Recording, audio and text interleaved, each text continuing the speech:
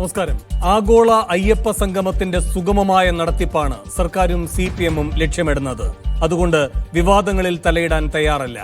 യുവതീ പ്രവേശത്തിലെ സത്യവാങ്മൂലത്തെപ്പറ്റി ചോദ്യം ഉയർന്നു. പഴയ കാര്യങ്ങളെന്ന് പറഞ്ഞൊഴിയുന്നു MV ഗോവിന്ദൻ. ആ കാര്യങ്ങളിൽ ഒരക്ഷരം ഉരിയാടില്ല എന്നും. സമുദായ സംഘടനകൾ പിന്തുണയ്ക്കുന്നതോടെ വെട്ടിലായത് കോൺഗ്രസും BJP-യും. അയ്യപ്പ സംഗമത്തിലൂടെ സ്വീകാര്യത നേടിയെടുക്കുക, അത് ഉറപ്പിച്ചു നിർത്തുക എന്ന ലക്ഷ്യത്തിലേക്ക് CPM അടുക്കുകയാണോ? കോൺഗ്രസ് BJP ക്യാമ്പുകളിൽ കാണുന്നത് അതിന്റെ അങ്കലാപ്പാണോ? പമ്പയിൽ ആഗോള അയ്യപ്പ സംഗമത്തിന്റെ തിരിതെളിയുമ്പോൾ തിളങ്ങുന്നത് ആരാകും? ഈ വിഷയമാണ് സ്പെഷ്യൽ എഡിഷൻ ചർച്ച ചെയ്യുന്നത്. ശബരിമലയിൽ യു-ടേണോ?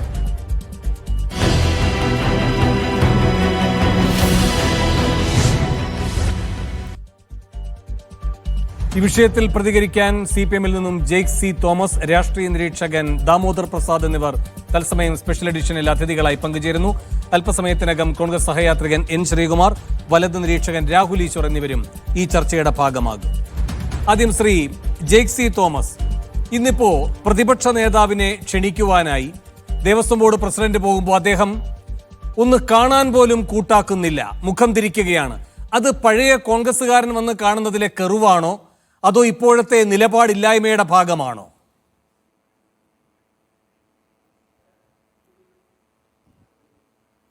അതൊരു പ്രസക്തമായ ചോദ്യമാണോ എന്നെനിക്ക് ആമുഖത്തിൽ തന്നെ സംശയമുണ്ട്. കാരണം കേരളത്തിന്റെ പ്രതിപക്ഷ നേതാവ് ഇന്ന് കേരളത്തിലെ തിരുവിതാംകൂർ ദേവസ്വം ബോർഡിന്റെ പ്രസിഡന്റ്, അങ്ങ് സൂചിപ്പിച്ചതുപോലെ ചോദ്യത്തിന്റെ ഭാഗികമായ കാര്യം ശരിയാണ്. അദ്ദേഹം പഴയകാല കോൺഗ്രസിന്റെ പ്രവർത്തകരും നേതാവുമാണ്. പക്ഷെ അദ്ദേഹം ഇപ്പോൾ എന്തായാലും തിരുവിതാംകൂർ ദേവസ്വം ബോർഡിന്റെ പ്രസിഡന്റാണ്. ആ പദവിയിൽ അദ്ദേഹത്തിന്റെ നേതൃത്വത്തിൽ നടത്തപ്പെടുന്ന തിരുവിതാംകൂർ ദേവസ്വം ബോർഡിന്റെ പ്ലാറ്റിനം ജൂബിലിയോടനുബന്ധിച്ച് സർക്കാരിന്റെ കൂടെ സംയുക്ത നേതൃത്വത്തിൽ സെപ്റ്റംബർ മാസം 20-ന് പമ്പയുടെ മണൽ തീരം ആഗോള സ്വഭാവമുള്ള ഒരു വിശ്വാസ സംഗമത്തിന് കൂടെ സാക്ഷ്യം വഹിക്കാൻ വേണ്ടി പോകുകയാണ്. അത് ഏതെങ്കിലും ഒരു സവിശേഷ മതവിഭാഗത്തിന്റെ പ്രത്യേക സംഗമം എന്ന നിലയിൽ മാത്രമല്ല. ശബരിമല നമുക്കെല്ലാവർക്കും അറിയാം. ചുരുങ്ങിയ പക്ഷം സുകുമാർ അഴീക്കോട് മാഷിന്റെ ആദ്യത്തേതും പ്രസക്തവുമായ സുപ്രസിദ്ധ നോവൽ തത്വമസി, അത് നീ തന്നെയാകുന്നു എന്ന അങ്ങേയറ്റം മതതരപക്ഷമായ രാഷ്ട്രീയത്തിന്റെ ഒരു പ്രഖ്യാപനം, അത് ഉണർന്നു നിൽക്കുന്ന മണ്ണാണ് ശബരിമല. ആ ശബരിമല കേന്ദ്രീകരിച്ചുകൊണ്ടുള്ള ആഗോള അയ്യപ്പ സംഗമത്തിന് കേരളത്തിലെ ഗവൺമെന്റും ജനങ്ങളും നേതൃത്വമാകുന്ന ഘട്ടത്തിൽ ഏതെങ്കിലും ഒരു പ്രത്യേക രാഷ്ട്രീയ പാർട്ടിയുടെ ആഭിമുഖ്യമുള്ളവരുടെ മാത്രം നേതൃത്വത്തിൽ നടത്തപ്പെടുന്നു എന്ന നിലയിലല്ല.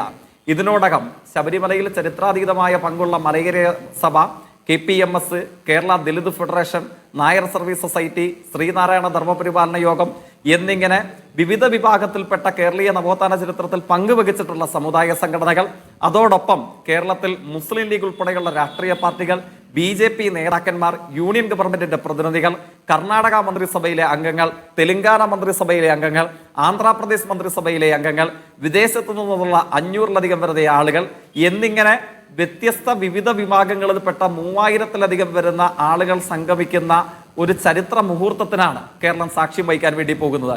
ഇതിനോടകം അതുകൊണ്ട് തന്നെ അങ്ങ് ശ്രദ്ധിച്ചിട്ടുണ്ടാകും, എനിക്ക് തോന്നുന്നു ചില BJP നേതാക്കന്മാരടക്കം RSS നേതാക്കന്മാരുടെ പരസ്യ പ്രതിഷേധത്തിനും തള്ളിപ്പറയലുകൾക്കും ഒക്കെ നടുവിൽ ചില BJP നേതാക്കന്മാർ, കേന്ദ്ര സ്വഭാവത്തിൽ പ്രവർത്തിക്കുന്ന നേതാക്കന്മാരടക്കം ഇതിനോട് പിന്തുണ പ്രഖ്യാപിക്കുകയും ഇതിൽ പങ്കെടുക്കുകയും ചെയ്യുമെന്ന് പറഞ്ഞിരിക്കുകയാണ്.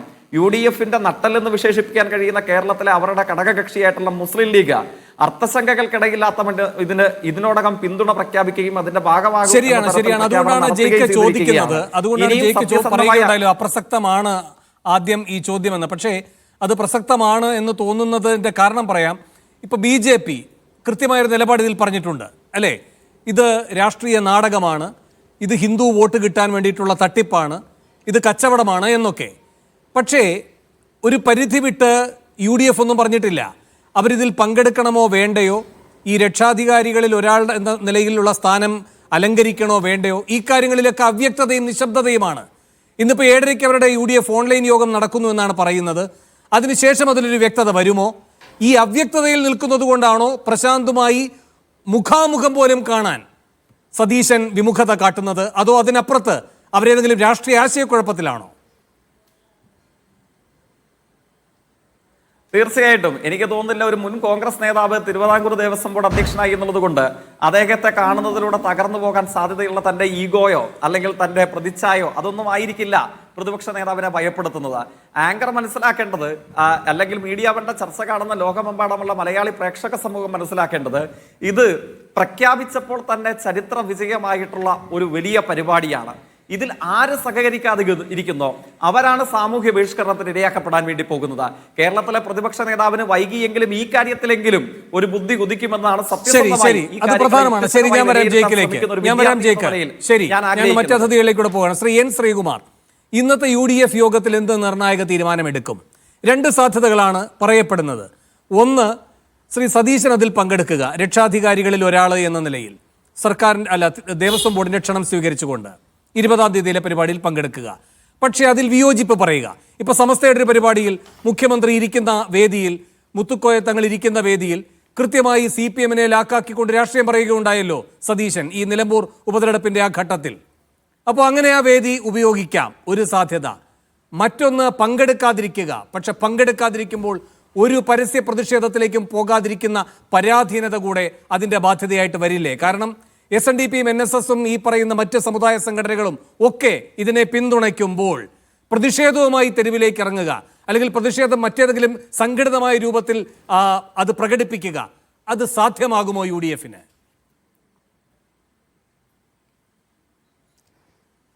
നോക്കൂ ശ്രീ വേണു, അയ്യപ്പ സംഗമമാണോ അയ്യപ്പ വിശ്വാസികളുടെ സംഗമമാണോ എന്നൊരു ചോദ്യം ഇപ്പോൾ ഉയർന്നിട്ടുണ്ട്. അയ്യപ്പ സംഗമം എന്ന് വെച്ചാൽ അതിൻ്റെ അർത്ഥം ഒരാൾ അയ്യപ്പനാകുന്ന അദ്ദേഹം വ്രതം നോറ്റ് വരുമ്പോഴാണ്. അതുവരെ അദ്ദേഹം അയ്യപ്പനല്ല. നേരെ വെച്ചാൽ അയ്യപ്പ വിശ്വാസി എല്ലാ കാലത്തും ആകാം. അപ്പോൾ ഞാൻ ഉദ്ദേശിക്കുന്നത് അയ്യപ്പ വിശ്വാസികളുടെ ഒരു സമ്മേളനമായിരിക്കും. ആ സമ്മേളനത്തിൽ കോൺഗ്രസ് പങ്കെടുത്തില്ലെങ്കിൽ, അതായത് വിശ്വാസികളുടെ സമ്മേളനത്തിൽ കോൺഗ്രസ് പങ്കെടുത്തില്ലെങ്കിൽ അവർ ഒറ്റപ്പെട്ടു പോകും എന്ന ഒരു കമ്മ്യൂണിസ്റ്റ് നിരീക്ഷണം ഞാനിവിടെ ജയിക്കിൻ്റെ ഭാഗത്തു നിന്ന് കേട്ടു. അത് നന്നായി, കമ്മ്യൂണിസ്റ്റുകാരും വിശ്വാസികളുടെ ലോകത്തേക്ക് വരട്ടെ. ഒന്ന്. രണ്ടാമത്തെ കാര്യം, ഇത് UDFിൻ്റെ തീരുമാനം അവർ പ്രഖ്യാപിക്കും. ഇപ്പോൾ ഓൺലൈൻ അവരുടെ യോഗം ചേരുന്നുണ്ട്. VD സതീശനെ അതിന് രക്ഷാധികാരി ആക്കിയത് VD സതീശനോട് ചോദിച്ചിട്ടല്ലാത്തതുകൊണ്ട് അദ്ദേഹം അതുമായിട്ട് ഒരു ബന്ധപ്പെടലിനും പോയിട്ടില്ല. ഇന്ന് തിരുവിതാംകൂർ ദേവസ്വം ബോർഡ് പ്രസിഡൻ്റായിരുന്ന ശ്രീ PS പ്രശാന്ത് അദ്ദേഹത്തെ കാണുമെന്ന് പറഞ്ഞ് ദേവസ്വം ബോർഡിൻ്റെ സെക്രട്ടറി അദ്ദേഹത്തിൻ്റെ സ്റ്റാഫിനെ വിളിച്ചിരുന്നു. അപ്പോൾ പറഞ്ഞു VD സതീശൻ സ്ഥലത്തില്ല. അപ്പോൾ സെക്രട്ടറി പറഞ്ഞു ഒരു ക്ഷണക്കത്ത് കൊടുത്തയക്കുന്നുണ്ട് എന്ന് പറഞ്ഞു. ക്ഷണക്കത്തോടെ കൊടുത്തയച്ചു, അത് വാങ്ങിവെച്ചു. സതീശനെ പ്രശാന്തിനെ അങ്ങനെയല്ലല്ലോ പറഞ്ഞത്. പ്രശാന്ത് പറഞ്ഞത് ഞാൻ കന്റോൺമെന്റ് ഹൗസിൽ ചെന്നു, കൂടിക്കാഴ്ച അനുവദിച്ചില്ല, അപ്പോൾ കത്ത് കൊടുക്കാനുണ്ട് എന്ന് പറഞ്ഞു. അപ്പോൾ PS പറഞ്ഞു അതിങ്ങ് തന്നേക്കൂ എന്ന് പറഞ്ഞു. അങ്ങനെ കൂടിക്കാഴ്ച അനുവദിച്ചില്ല എന്ന് തന്നെ പറഞ്ഞാണ് പ്രശാന്ത് അവിടെ നിന്ന് പോയത്. ഇപ്പോൾ ഈ ഓൺലൈൻ യോഗത്തിൽ കന്റോൺമെന്റ് ഹൗസിൽ നിന്ന് തന്നെ ആയിരിക്കുമല്ലോ അദ്ദേഹം പങ്കെടുക്കുന്നതും. അല്ല, സതീശൻ അവിടെ ഇല്ലായിരുന്നു എന്ന് പറഞ്ഞില്ലേ? അവിടുത്തെ സ്റ്റാഫ് പറഞ്ഞു അദ്ദേഹം സ്ഥലത്തില്ല എന്ന് പറഞ്ഞു. പ്രശാന്ത് അങ്ങനെ പറഞ്ഞിട്ടില്ല. ഇതാണ് ഞാൻ കേട്ടത്. പ്രശാന്ത് അദ്ദേഹത്തിന്റെ അനുഭവം എന്ന നിലയിൽ മുഖാമുഖം കൂടിക്കാഴ്ചയ്ക്ക് അനുമതി കിട്ടിയില്ല എന്ന് തന്നെയാണ്. അല്ലല്ല, ഇത്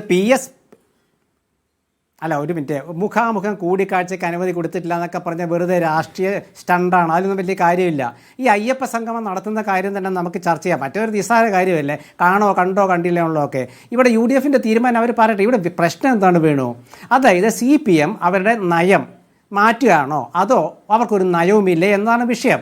കാരണം 2019 ഇവരാണല്ലോ ഇങ്ങനെ സ്ത്രീ പ്രവേശനവുമായി ബന്ധപ്പെട്ട ചില നടപടികൾ എടുത്തത്. 2024 അവസാനം പഞ്ചായത്ത് തിരഞ്ഞെടുപ്പിൻ്റെ ഘട്ടമെത്തിയപ്പോൾ അവർ പറയുന്നു ഞങ്ങളുടെ അയ്യപ്പ സംഗമം നടത്തുമെന്ന്. അത് നടത്തുകയോ നടത്താതിരിക്കുകയോ വിജയിക്കാതിരിക്കുകയോ ഒക്കെ ചെയ്യട്ടെ. നമ്മുടെ നാട്ടിലെ സാധാരണക്കാരായ ശബരിമലയ്ക്ക് പോകുന്നവർക്ക് അതൊരു പ്രശ്നമേ അല്ല. കാരണം ഇത് ദേവസ്വം ബോർഡും അതുപോലെ ഗവൺമെൻറ് തീരുമാനിച്ചാൽ എടുക്കാവുന്ന പ്രാഥമിക സൗകര്യ വികസനം മാത്രമേ ഉള്ളൂ. അതിന് സമ്മേളനം വിളിച്ചു കൂട്ടേണ്ട കാര്യമില്ല. സമ്മേളനം എന്തിനാണ് വിളിക്കുന്നതെന്ന് വെച്ചാൽ പാർട്ടി പ്രവർത്തകരെ പറ്റിച്ചു, വിശ്വാസികളെ പറ്റിച്ചു, അവിശ്വാസികളെ ചതിച്ചു, വനിതാ മതിലുമായി ബന്ധപ്പെട്ടിട്ട് ആ മതിലിൽ അണിചേരാൻ പോയ പുരോഗമന ചിന്താധിക്കാരായ വനിതകളെ ചതിച്ചു. അതുപോലെ തന്നെ LDFനെയും വഞ്ചിച്ചു. CPM. എന്താ കാരണം?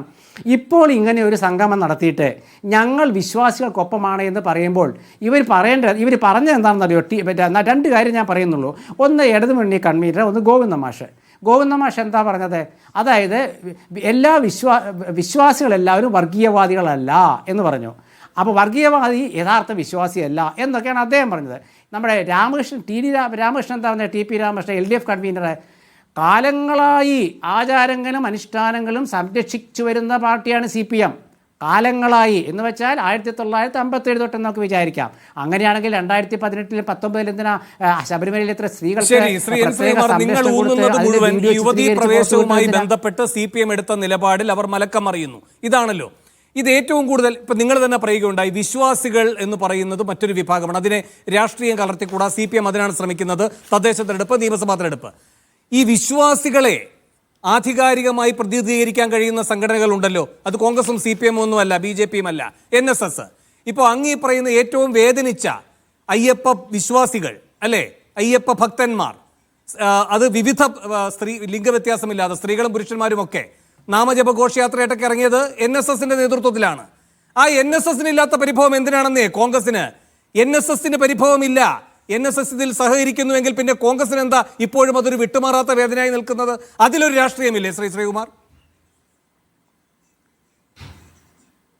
നോക്കൂ വേണു, ഇത് ഇത്ര പ്രശ്നമുള്ളൂ. ഇതിൽ കോൺഗ്രസിന് ഒരു വേവലാതിയില്ല. ആ സംഗമം നടക്കുന്നെങ്കിൽ നടന്ന് പൊക്കോട്ടെ, അതൊരു വിഷയമല്ല. പക്ഷേ ഗവൺമെൻറ്റിൻ്റെ 2-3 നയപരിപാടികളിലെ വ്യതിയാനമാണ്. ഇന്ന് അവർ കൃത്യമായിട്ട് കാര്യം പറയട്ടെ, പ്രത്യയശാസ്ത്രം എന്നൊക്കെ പറഞ്ഞാണല്ലോ ഇവർ പാർട്ടിക്കാരെ കൊണ്ടു നടക്കുന്നത്.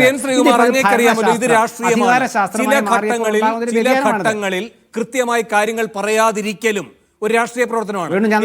അങ്ങ് പ്രതിനിധീകരിക്കുന്ന കോൺഗ്രസ്, ഒരു സെക്കൻഡ് സാർ, അങ്ങ് പ്രതിനിധീകരിക്കുന്ന കോൺഗ്രസ് ഒരു മഹത്തായ വിശ്വാസവുമായി ബന്ധപ്പെട്ട് നിൽക്കുന്ന ഒരു സ്ഥലമായിരുന്നല്ലോ ബാബറി മസ്ജിദ്. അത് തകർന്ന ഘട്ടത്തിൽ എന്താണ് ചെയ്തുകൊണ്ടിരുന്നത്? അതുമായി ബന്ധപ്പെട്ട് എത്ര മണിക്കൂർ എടുത്തു പ്രതികരിക്കാൻ? ആ പ്രതികരിക്കാതെ ഇരുന്നതിനെ പറ്റിയുള്ള അദ്ദേഹം നൽകിയ വ്യാഖ്യാനം എന്താണ്? ഇതൊക്കെ നമ്മുടെ മുന്നിലുണ്ടല്ലോ ശ്രീകുമാർ. അപ്പോൾ എടുപിടിയിൽ നിന്ന് ഇതാ നിലപാട് മാറ്റം, അത് പറഞ്ഞതിന് ശേഷമേ ഇനി 20-ാം തീയതി പമ്പയിൽ ആരെങ്കിലും സമ്മേളിക്കാവൂ എന്ന് പറയുന്ന നിലപാട് ഒരു നിലപാടെന്ന നിലയിൽ പറയാം, പക്ഷേ ഒരു രാഷ്ട്രീയ നീക്കമാണ്. ആ രാഷ്ട്രീയ നീക്കത്തെ രാഷ്ട്രീയ നീക്കമായി തന്നെയാണ് പ്രതിരോധിക്കേണ്ടത്. അല്ലാതെ അവർ നിലപാട് മാറ്റം എന്തുകൊണ്ട് പറയുന്നില്ല എന്ന ഒരു തരം പരിദേവനമല്ല വേണ്ടത്. നോക്കൂ, പഴയ കാലങ്ങൾ രാഷ്ട്രീയത്തിലൊന്നും ചോദിക്കാൻ പാടില്ല എന്ന് MV ഗോവിന്ദ മാസ്റ്റർ പറഞ്ഞിട്ടുണ്ടല്ലോ. ഞാൻ എന്തായാലും തൽക്കാലം ഇപ്പോൾ ആ ഉപദേശം ഉൾക്കൊള്ളുകയാണ്. പഴയ കാലത്തിലേക്കൊന്നും ഞാൻ പോകുന്നില്ല. ഗോവിന്ദ മാസ്റ്റർ ഞാൻ എൻ്റെ ഗുരുവായിട്ട് ഇപ്പോൾ അംഗീകരിക്കുക. ഞാൻ പറഞ്ഞെന്താണെന്ന് വെച്ചാൽ, അതായത് ഈ അയ്യപ്പ സംഗമം നടത്തിയിട്ട് CPM ഇതുവരെ തുടർന്ന് വന്ന നയം, വനിതാമതിലെ നവോത്ഥാനം എന്നൊക്കെ പറഞ്ഞുകൊണ്ട് വന്ന നയം, ആ നയം അവരവിടെ തിരുത്തും. ആ സംഗമത്തിൽ തിരുത്താനാണ് സാധ്യത. അപ്പോൾ എന്ത് പറയും? 3000 പേർ പങ്കെടുത്ത ഒരു വിശ്വാസി സംഗമം ഒരു നിർദ്ദേശം വെച്ചാൽ വിശ്വാസികൾക്കൊപ്പം നിൽക്കുന്ന പാർട്ടിയും ഗവൺമെൻറ്റും അത് അംഗീകരിക്കാൻ ബാധ്യസ്ഥരാണ്. അതുകൊണ്ട് ഞങ്ങൾ ഒരു പുതിയ ലൈൻ സ്വീകരിച്ചിരിക്കുന്നു എന്ന് പറയാനായിട്ട് ഈ വിശ്വാസികളെ ഒരു സംഗമത്തെ ഒരു മറയാക്കാനാണ് അവരുടെ ഉദ്ദേശം. ഒന്ന്, വേണുവിനിടയ്ക്കൊരു ചോദ്യം ചോദിച്ചു. മനസ്സിലാക്കേണ്ട ഒരു കാര്യം, കേരളത്തിൽ അങ്ങോളം ഇങ്ങോളം സംഘടിപ്പിച്ച ഒരു പ്രസ്ഥാനവും സർക്കാരും ഒക്കെ ആയിരുന്നല്ലോ ഈ CPM-ഉം ഇടതുപക്ഷ സർക്കാരും അല്ലേ? അതങ്ങ് അംഗീകരിക്കുമല്ലോ. ഒരു വനിതാ മതിൽ കേരളം ഉടനീളം നിർമ്മിച്ച ഒരു വിഭാഗമാണല്ലോ അവര്.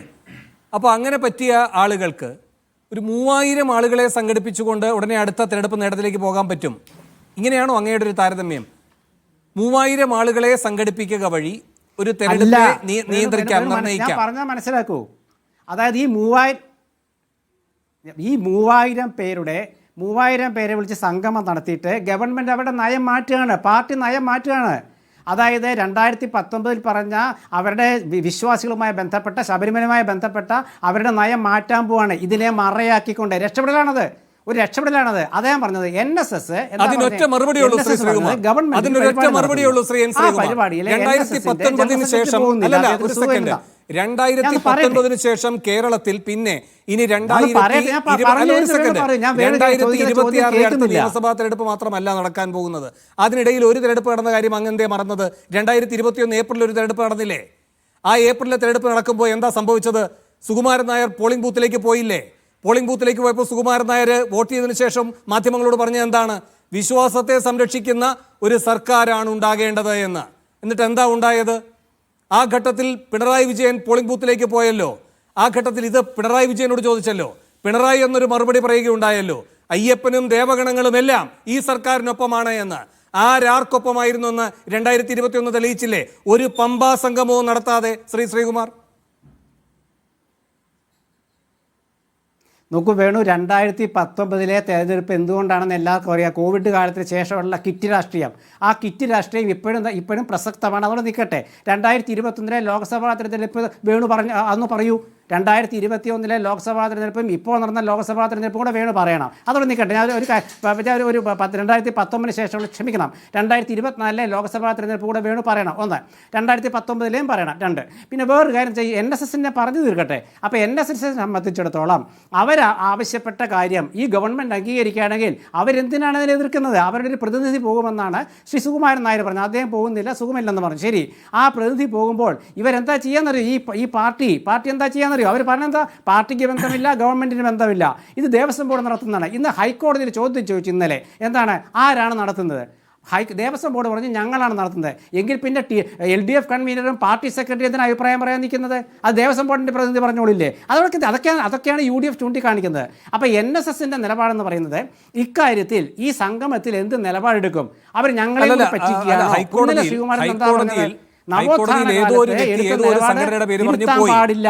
ഏതോ ഒരു വ്യക്തി ഏതോ ഒരു സംഘടനയുടെ പേര് പറഞ്ഞു പോയി. അതിനുശേഷം ഈ കോടതി ഇങ്ങനെ ചോദിക്കുകയും ചെയ്തു, ഇതാരാണ് നടത്തുന്നത് തുടങ്ങിയിട്ടുള്ള കാര്യങ്ങൾ ചോദിക്കേണ്ടപ്പോൾ സർക്കാർ അങ്ങ് പറഞ്ഞതുപോലെ തന്നെയാണ്, ഇത് തിരുവിതാംകൂർ ദേവസ്വം ബോർഡാണ് നടത്തുന്നതെന്ന് പറയുന്നു. ആരാണ് ഇതിൻ്റെ പണം ചെലവഴിക്കുന്നത്? കാരണം ഈ ഹർജിക്കാരൻ്റെ ഏറ്റവും വലിയ പ്രയർ അതാണല്ലോ. ഈ പണം സർക്കാർ ചെലവഴിച്ചുകൂടാ എന്നതാണല്ലോ. അപ്പോൾ സർക്കാർ അത് പറഞ്ഞിട്ടുണ്ട്, അതിൽ തീർപ്പായിട്ടില്ല എന്ന്. അതിൻ്റെ അടുത്ത ഭാഗം കേൾക്കാനായി പിന്നീട് അത് മാറ്റി വെച്ചിരിക്കുകയാണ്. ഞാൻ അങ്ങയിലേക്ക് വരാം. ദാമോദറിലേക്കും രാഹുലിലേക്കും പോകുന്നതിന് ഒരിക്കൽ കൂടി ജയ്ക്കിലേക്ക്. ജയ്ക്ക്, 2 കാര്യങ്ങൾക്ക് മറുപടി. 1, ഇവിടെ ഒരു പട്ടിക നിരത്തി ശ്രീ N. ശ്രീകുമാർ, നിങ്ങൾ ആരെയൊക്കെ വഞ്ചിച്ചിരിക്കുന്നു എന്ന്. 2, പമ്പാ സംഗമത്തിൽ നിങ്ങൾ 2018 പിഴവ് ഏറ്റുപറയാൻ പോകുന്നു, നിങ്ങൾ നിങ്ങളുടെ രാഷ്ട്രീയ ലൈൻ മാറ്റാൻ പോകുന്നു എന്ന്. 2നും വേഗം മറുപടി. എനിക്ക് അതിനുശേഷം മറ്റതിഥികളിലേക്ക് പോകണം. ഇല്ല, അതോടൊപ്പം മറുപടി പറയേണ്ട ഒരു ഭാഗമുണ്ട്. അദ്ദേഹത്തിന്റെ പ്രതികരണത്തിന്റെ ആദ്യ ഭാഗം തന്നെ സൂചിപ്പിച്ചത് ഇതേതൊരു CPIM സംഗമം സംഘടിപ്പിക്കാൻ വേണ്ടി പോകുന്നു. മാത്രമല്ല, കമ്മ്യൂണിസ്റ്റുകാരനായ ഞാൻ വിശ്വാസ സംഗമത്തെ കുറിച്ച് പറയുന്നത് തന്നെ അനൗചിത്യമല്ലേ എന്നൊക്കെയാണ് അദ്ദേഹം പറഞ്ഞത്. ഇതൊക്കെ എത്ര കൊല്ലക്കാലമായി പഴകി പുളിച്ചു പോയിട്ടുള്ള ന്യായവാദങ്ങളാണ്. ഞാൻ മനസ്സിലാക്കുന്നു, അദ്ദേഹം ദീർഘകാലം മാധ്യമ പ്രവർത്തനം നടത്തിയിട്ടുള്ള കോൺഗ്രസ് ആഭിമുഖ്യമുള്ള ഒരാൾ കൂടെയാണ്. അങ്ങേക്കറിയില്ലേ, കമ്മ്യൂണിസ്റ്റുകാരും കേരളത്തിലെ വിശ്വാസികളും 2 ധാരയിൽ സഞ്ചരിച്ചിരുന്നെങ്കിൽ വിശ്വാസികൾ ഏറ്റവും കൂടുതലുള്ള കേരളത്തിന്റെ സമൂഹത്തിൽ കമ്മ്യൂണിസ്റ്റ് പാർട്ടിക്ക് എപ്പോഴെങ്കിലും വിശ്വാസികളുടെ പിന്തുണയോടെ അധികാരത്തിൽ വരാൻ കഴിയുമായിരുന്നോ? കേരളത്തിൽ കമ്മ്യൂണിസ്റ്റ് പാർട്ടിയുടെ സഞ്ചാരം എങ്ങനെയായിരുന്നു? മഹാഭൂരിപക്ഷം വരുന്ന കേരളത്തിലെ അന്തസ്സുള്ള ഹൈന്ദവ, ഇസ്ലാം, ക്രിസ്ത്യൻ ഭേദമില്ലാത്ത വിശ്വാസ സമൂഹങ്ങൾ കേരളത്തിൽ CPIMനോടും വിശിഷ്യ ഇടതുപക്ഷത്തോടും ഒപ്പം നിലയുറപ്പിച്ചിട്ടുണ്ട് ചരിത്ര പ്രധാന ഘട്ടങ്ങളിലാകെ. അങ്ങനെയാണ് കേരളത്തിൽ അധികാരത്തിൽ വന്നിട്ടുള്ളത്. വിശ്വാസികളുടെ പിന്തുണ വേണ്ട എന്ന് പ്രഖ്യാപിച്ചിട്ടുള്ളത് കമ്മ്യൂണിസ്റ്റ് പാർട്ടി ഒരു CPIM അങ്ങയുടെ ശ്രദ്ധയിൽ ചരിത്രത്തിൽ എപ്പോഴെങ്കിലും ഉണ്ടായിട്ടുണ്ടോ? ഞാൻ ചരിത്രത്തിന്റെ വിശദാംശങ്ങളിലേക്കൊന്നും പോകുന്നില്ല. അങ്ങേക്ക് സമയം കിട്ടുമ്പോൾ ഗുരുവായൂർ അമ്പലപ്രവേശനത്തിന് വേണ്ടി സമരം ചെയ്തപ്പോൾ വളണ്ടിയർ സമിതിയുടെ ക്യാപ്റ്റനായി മർദ്ദനമേറ്റ് വാങ്ങേണ്ടമെന്ന നേതാവിന്റെ പേരെന്തായിരുന്നുവെന്ന് അങ്ങൊന്ന് പരിശോധിച്ച് നോക്കണം. അദ്ദേഹത്തിന്റെ പേരിലാണ് കേരളത്തിലെ ഏറ്റവും കൂടുതൽ കമ്മ്യൂണിസ്റ്റ് പാർട്ടി ഓഫീസുകൾ ഉള്ളത്. അദ്ദേഹത്തിന്റെ പേര് ആയില്യം കുറ്റിയേരത്ത് ഗോപാലൻ എന്ന് പറയുന്ന AKG ആയിരുന്നു. അമ്പലത്തിന്റെ മതിൽ ചാടിക്കടന്ന് മണിയടിക്കാൻ തന്റെ ഇടം കാണിച്ച ആളാണ് കേരളത്തിലെ കമ്മ്യൂണിസ്റ്റ് പാർട്ടിയുടെ ആദ്യ സെക്രട്ടറിയായ സഖാവ് P. കൃഷ്ണപിള്ള.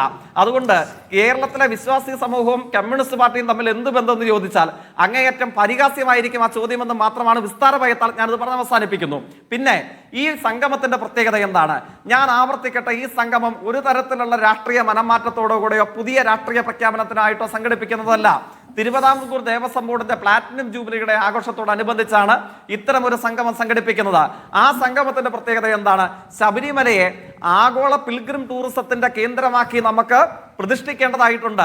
എല്ലാ അർത്ഥത്തിലും ആ സാധ്യതകളെ കേരളത്തിന്റെ വളർച്ചയ്ക്കും അതോടൊപ്പം തീർത്ഥാടക സമൂഹത്തിന്റെ ഉന്നതിക്കും ഒക്കെയായിട്ട് നമുക്ക് ഉപയോഗിക്കേണ്ടതായിട്ടുണ്ട്.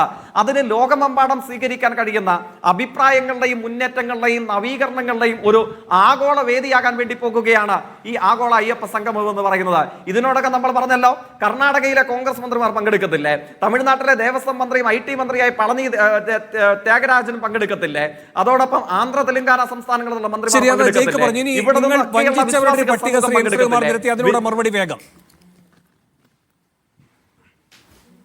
വഞ്ചിച്ചവർ ഉദ്ദേശിക്കുന്നത് അദ്ദേഹം ആരെയാണ്? ഇപ്പോൾ ഞാൻ പറഞ്ഞല്ലോ, കേരളത്തിൽ വിഭിന്ന വിഭാഗങ്ങളിൽ പ്രവർത്തിക്കുന്ന സമുദായ സംഘടനകളുണ്ട്. അതിൽ മലയരയ സഭ മുതൽ KPMS മുതൽ NSS മുതൽ SNDP മുതൽ എല്ലാവരും ഞങ്ങൾ ഈ സംഗമത്തോടൊപ്പം ഞങ്ങൾ ഇതിന്റെ നേതൃപരമായ പങ്ക് വഹിക്കുമെന്ന് കോൺഗ്രസ് ഉണ്ടെങ്കിൽ നവോത്ഥാന മതിൽ പണിഞ്ഞവരെ ഒരു വേള ശ്രീകുമാർ അങ്ങനെ പലതായിട്ട് പറഞ്ഞു വന്നിട്ട് അവസാനം LDFനെ തന്നെയും ശ്രീകുമാർ വേഗം